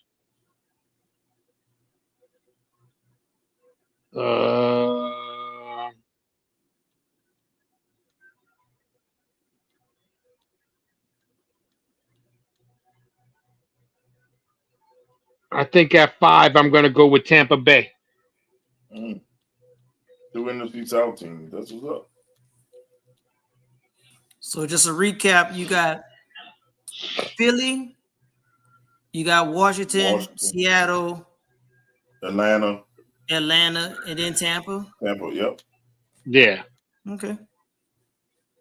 I think there's a consensus that it's Philly and Washington. They're not fit start flip-flopping towards the middle of the 5. But it's definitely known that Philly and Washington are the head of the class and of the NFC. Yeah. I mean, Jaden. Everybody else chasing. Jaden, the way that he just shot up, I mean, it's literally like this man has been balling out for the past 2.5 years easily. Like he makes the quarterback position look so effortless. Like the way he's dialed in and playing the position, you're like, man, like this dude could win you at least 3 games if he's dialed in. Like the rest of it, yeah, it takes him to be a man to own up and lead these group of men, but it's just like his talent. It's just like, wow, he could do it. By tossing that ball, he'll hold on to it, take off, and it's like, man, he's just making people sit like make it seem like they're sitting still. You're like, bruh, this man is working out here.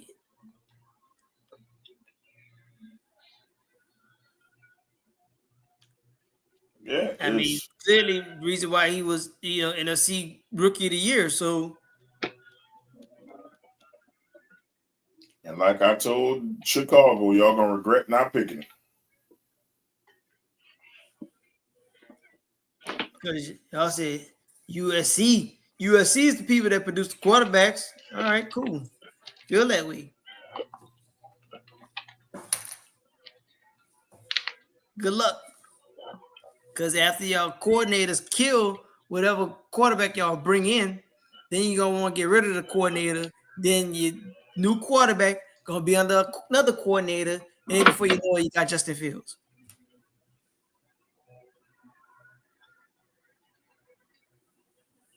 As long as Justin Field does his work for my team, that's all I care about. It looked like it. Because, I mean, homeboy coach got them people playing. He said, bro, this is my guy. I'm sticking by him, and this is what we're going to do. We're going to come up in here, and we're going to be high octane. Yep. So who else? We could piggyback off the NFC. We could do the AFC. Who's your top 5 in the AFC? Oof. That's tough. That is a tough one. So, and again, no particular order. I'm gonna put Kansas City in there. For the mere Fuck fact them. that I know you're gonna say it, I know you're gonna be upset about it, Jay, but I mean, dude, he ain't got nothing lower than the conference championship under his belt. Yeah. Nothing lower. He also got his ass handed to him in the fucking Super Bowl. I mean, but he had nobody. Like he literally. I'm not trying to hear that.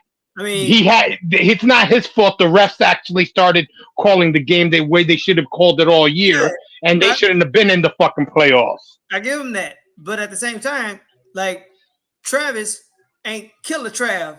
Like when Killer Trav was Killer Trav, yeah, but he had nobody. Like, all right, cool. You had I think he was drunk. I think Kelsey was drunk in that Super Bowl. He didn't look like himself at all. He didn't. Yeah, Well, I mean, No, I think that he's older now, and that defense shut him down. But this way, but granted, it's still the Super Bowl. That's the thing. Got his ass kicked in the Super Bowl. man, you better show up. But I'm gonna say Kansas City, Buffalo, Baltimore.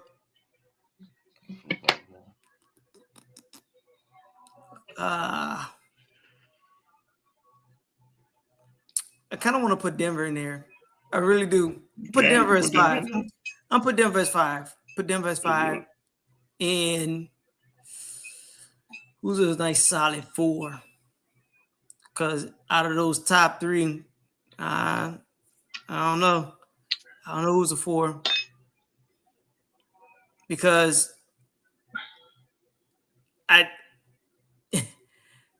I really want to say Pittsburgh because of the defense right now, how personally constructed.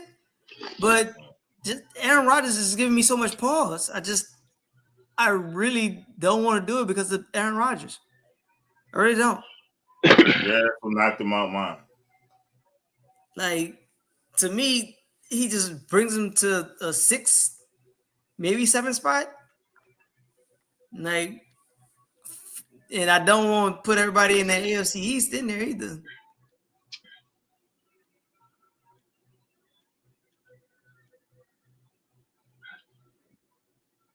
And they don't got nobody in the South that's out like that. I mean, Houston to a degree.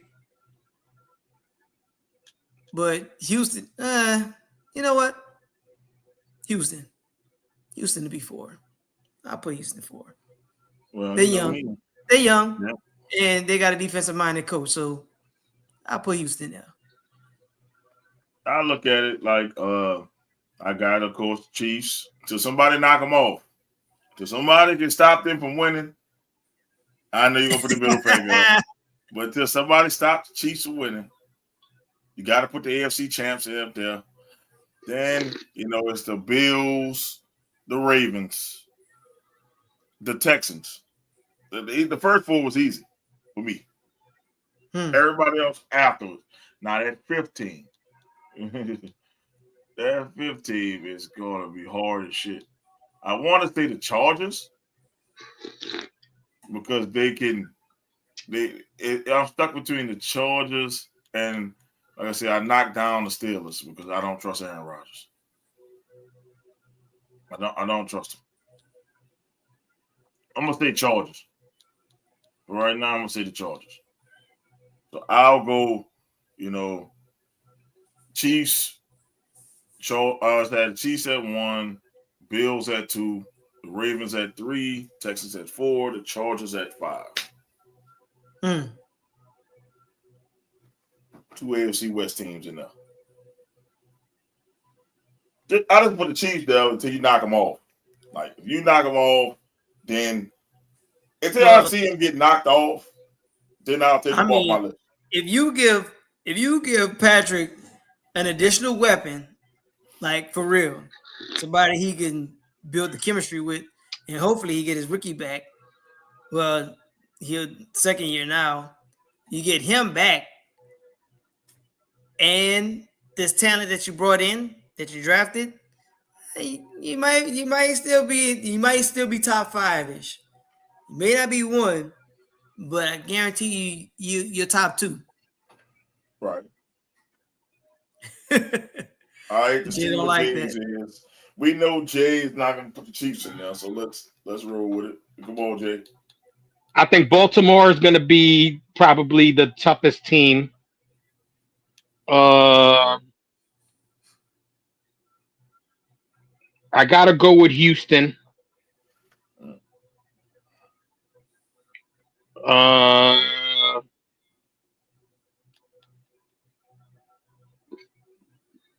I mean, I got to go with Buffalo. Denver Broncos. Okay, no. It's 3.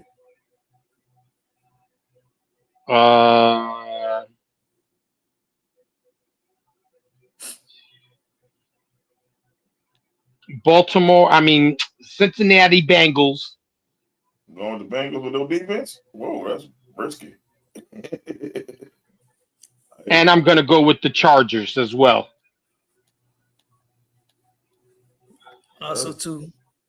So Houston, Baltimore, Houston, Buffalo, the Bengals, and the Chargers. Okay.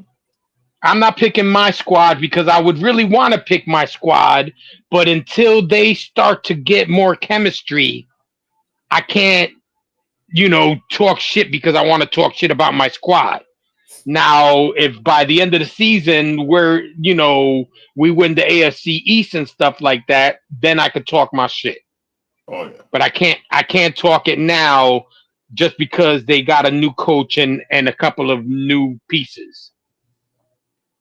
But I hope for them to be good. So where do the Chiefs fall on your top 10? I mean, your rankings. Maybe after that. Maybe in that. Maybe 6. Okay. I thought you were gonna have them low. I thought you were gonna say 20. Respectable. I thought that boy was gonna say 20. I got the boys ranked right by the Jaguars. Nah, you gotta, like you said, you guys are right. I mean, they're a good squad. It's my personal preference that I don't like them. Yeah. I just honestly, they look so amateur against the Eagles that it's gonna surprise me that they dominate this season like they did. The thing is that the Eagles had the perfect storm to stop them. The same thing that Tampa Bay had. A great D line. You got to have a great D line to beat the Chiefs. And I think a lot of teams have built up their defenses. The only one that I see that is going to be embarrassed by them, it'll be the fucking, what do you call it? It'll be the Bengals. because the Bengals really have no defense. Yeah, and I'm like, to beat them, you have to have fast ends and a dominant defensive tackle. And Yeah, and right now the Bengals don't have that. Yeah, to beat them, you have to make Pat Mahomes be under so much pressure that he just becomes erratic, and that's what that's what the Eagles did. There's a master class with the defensive line did that offensive line. That offensive line got beat like a $2 hole. That's what happened. So, yeah, and I hope that if Patrick Mahomes wants to do better, I hope they fucking built up that offensive line. Yeah, they have to. It's the only way, because if you don't build up the offensive line, it's gonna be the same thing. But I'm like, I just got to do it. I'm like Eric, until you beat these people, until somebody in the AFC beat these people, I can't knock them out the top 5 until you beat them. Now, if you beat them, then next year I'll put them where they belong. Like, you got to beat these people. I don't know what he got against. I don't know what he has on these AFC quarterbacks, except Joe Burrow. They're the only one who beat him in the AFC. Joe Burrow and Tom Brady. No, honestly, like I told you before, it has nothing to do with Mahomes. His defense is what stopped those other squads. Mahomes didn't dominate in those games. His defenses did. So that to me is coaching. He still had to score, though. They scored a lot in those games. So and I mean, it's still the type of wins he had was impressive. Not a lot. They scored enough to win. They didn't blow anybody out. You talking about last year? No, they didn't. But that Texas game, they should have lost, but they scored a lot in that Texas game. Well, wasn't that also the first game of the season? No, no, you're talking about the playoffs. I was talking about first game of the season was the Ravens, and they beat the Ravens in a high-scoring game. It was like a decent scoring game. There was in uncharted territory as well, because there was almost the first three-peat in NFL history. So of course, every game they was playing was really you. Everybody's throwing everything in the kitchen sink at you. So, yeah, it's easy to say that when you get everybody's best effort. And at the same time, like the type of wins he's had previously, it's just been super impressive. I mean, look at that first run that they had. You down 20-something points to a Texas team that, has defense, because they was really stopping these guys. And before you know it, they just turned on that offense and became a juggernaut. And people didn't stand a chance after that. Yeah, it's just the fact that the fucking Chiefs, the Chiefs won a lot of those games because of referees. Let's keep it real. Yeah, but they still had to capitalize on the referees thing. Think about it. Still had to capitalize. Even with the referees, they still had to execute. When they're taking away first downs and stuff like that, where it takes you out of scoring position, of course, that's how they did it. But we're not gonna sit here and act like Pat Mahomes is not one of the greatest quarterbacks that played in the NFL history. It's not like it's lack of talent.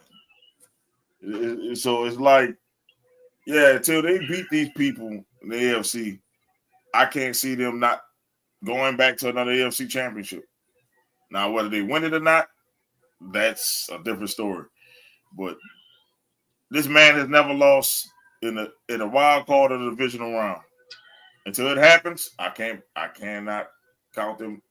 He gonna be in the Chiefs Invitational. That's what I call the AFC Championship. The Chiefs is Mahomes Invitational. That's where he goes. So I didn't see where they put anything hellified, where they'll have a hellified team, but they just win. They like the Raiders back in the day. Just win, baby. That's all they do is just win. By hook or by crook, they win. By crook. I wish the ref cheated for my team like that. Fuck that. Well, I wouldn't care what you said, Jay. I'll take the Rams. Listen, Derek Carr was not Pat Mahomes. I would say, look, they cheated for Derek Carr. I told you, man, kiss the rings. They cheated, but kiss the rings. I told you, kiss the rings. Yes, indeed. You think I care if they cheat for my team? You damn right they cheated. I'm like, if you ain't, look, Eddie Guerrero taught me if you ain't cheating, you ain't trying. So that's what. Look, let's let him do it, man. But shit, we did 3 hours and 30 minutes, man. And I know it's another day for us. It's an hour to another day for Jay. So we're gonna get into shout outs before the missus come in here and shut this shit down. Shut it down. You trying to get a couple of weeks of fucking episodes in one episode. Man, hey, it was a good talk, man. Shit, good talk. It definitely was a good talk. So I like to bring in real life situations in here, and I know it's not sports related, but at the same time, I don't want this young lady's name to be forgotten about. I mean, nothing's wrong with her. I want to bring a highlight to the young lady that won that spelling bee back in 2021. I recall it's Avant Garde. Because she plays basketball too. So I really, hopefully get her name, out there and she's not forgotten, doing that one thing because she did something major. I don't know too many black people that has won the spelling bee. I think she might be the first black female that actually won it. Another real situation, and it's something that's local. A 6-year-old around the corner, not too far from where I reside, and it's because it's so close to my youngest age. Tragically lost his life yesterday, being hit in his driveway, hit and run. They caught the driver, and I mean it's just a gut-wrenching story because he's at home in his driveway riding his scooter. Before you know it, his life comes to a tragic end. So I really want to express my condolences to that family, to his mother, and especially for my family because we lost my grandmother's sister unexpectedly on I want to say last Saturday morning when I'm working. I get the text and I'm like, oh, that's tragic. And I ask that people keep my family in your thoughts and prayers. But not to be so morbid, and hopefully I can end on a good note. That we're right around the corner from football season, so it's usually what brings our show to life. What we can talk about, because I mean it's really fun to talk about, and overall it's just one of those things that you can't wait to share something with somebody, and of course. Our teams, we got a New York guy, you got, the New Orleans guys, and of course the other 30 teams that's out there. So, shout out to you guys for this show. Shout out for the time that we had, everyone who's tuned in, everyone who's reacted, everyone who's commented. I seen Miss B comment. I seen Chris come back, and I don't recall the other comments, but thank you all so much for tuning in and letting us take a bit of your time on this Friday. Your boy Anthony commented. Anthony Pops commented, and Izzy almost got his brains knocked out. Not knowing that was Pops.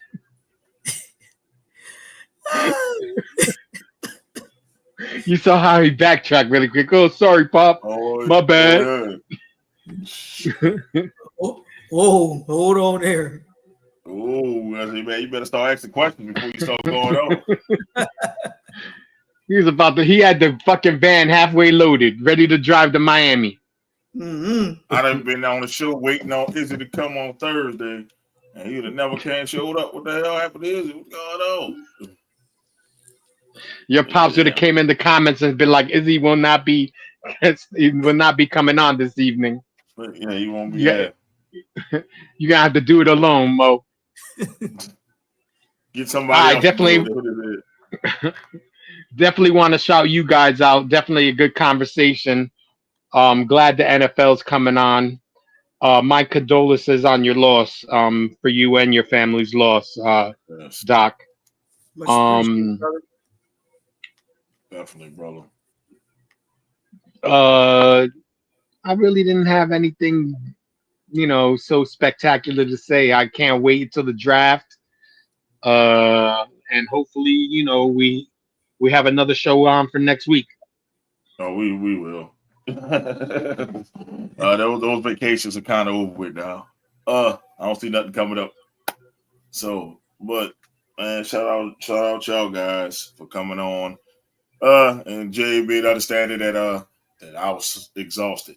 So that's why we started the show about 8:00 because I was just done.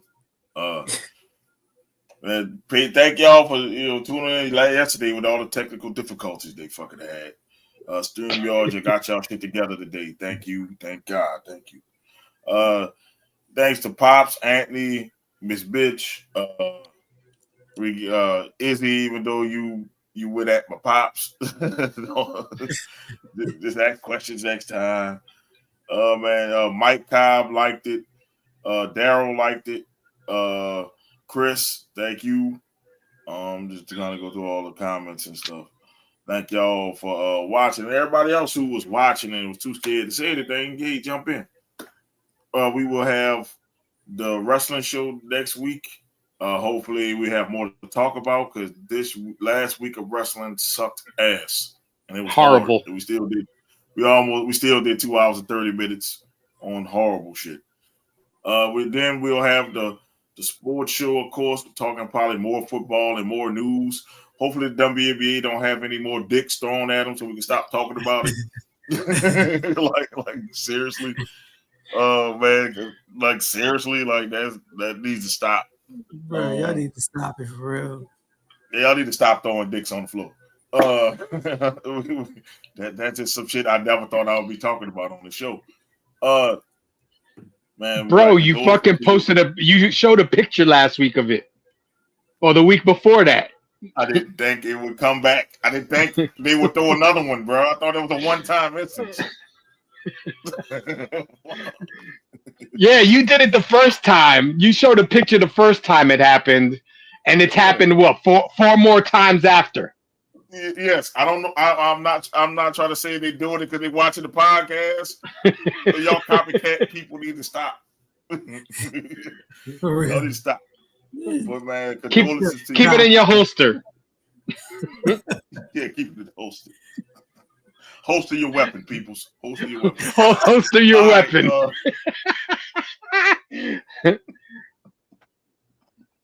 Man, but condolences to the families. The family you talking about the hit and run. We talked about Rashid Rice, how bad a hit and run is. To see how bad a hit and run is.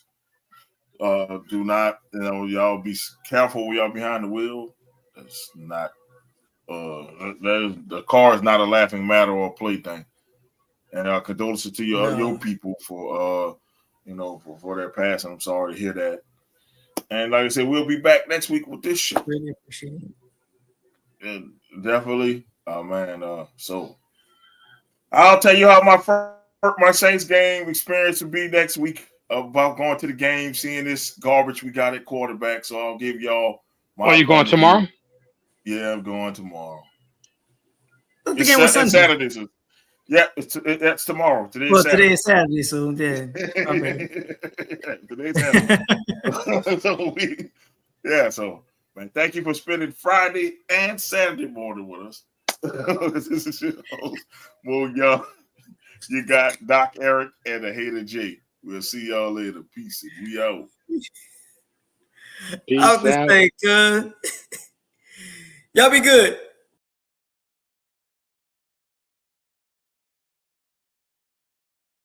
We run this podcast and shit. Venom and Smoke podcast. Yep, I would be the chocolate Liam Neeson, bro. I'll be real with you. You call me that. You in my career. I got a special set of skills. I'm gonna call Pops up. Pops, load up the van. Oh, God. Pops, load up the van. Black James Bond, Black Liam Neeson. And then we know what Pop's answer gonna be. Where we driving to? Where we going? No questions. Where we He's going? not asking no questions. He's not about to ask what we doing. Why we load up the van? Let's load up the van. Where we going? I'm just Who called me driver? over The Go. bloodline. Yeah! My ear. Izzy is watching baseball right now. The Mets must have Get Alonso, baby! he must have did something great. Get Alonso, 3-run homer! Yeah! He was making a lot of Bullet Club references a month ago, so you might get Bullet Club versus Bloodline, and it will be horrendous. I mean, you got all the members of the Bullet Club minus Omega and the Young Bucks. That makes the difference. All right. Doc. You should have a pick by now, Doc.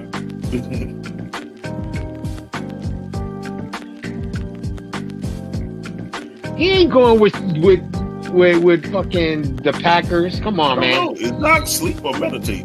You all right? He sleep. Doc. No, Doc. He sleep. He sleep. Doc.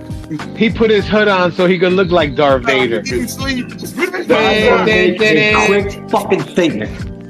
And yes, the Giants ownership is absolute trash. Them motherfuckers have, you know how many times they've been to the fucking playoffs since their last Super Bowl win? Jesus Christ. I don't know. 0? 1, 0, twice. Okay, twice. Twice. The year Plasko shot himself in the fucking leg, and the other one when they beat the fucking Vikings in the playoffs. It is a disgrace. It's disgusting. It fucking sucks. It's horrible. It should not happen. This is one of the great franchises in sports, and you're relegating me to watch this shit? Do you think I want to watch fucking Thursday? Mrs. V, do I want to watch the game on Thursday? Hell no! Hell no! She ain't letting you watch that game on Thursday. That Thanksgiving game should be moved. Nobody wants to see Tommy DeVito versus fucking Cooper Rush. Do you think I'll eat my fucking turkey? I want to watch that garbage? I'd rather watch It's a Wonderful Life. I'd rather watch that Charlie Brown Christmas. They fucking suck. They suck. Fuck. Fuck. I'm done. That's somebody TV or that's Doc TV? My TV's off. Man, I don't have a TV on. Hey, mine's. That's Doc. Doc sleep. That's dead. Yeah! Yo, we think we got that one. There you go. There you go. Were you It's moving. were you sleeping? Oh yeah, he's sleeping. Moving. Boy, we gonna clip that one. Boy, done. I told y'all I Doc, didn't have my leftovers, so now they hit you, boy. Now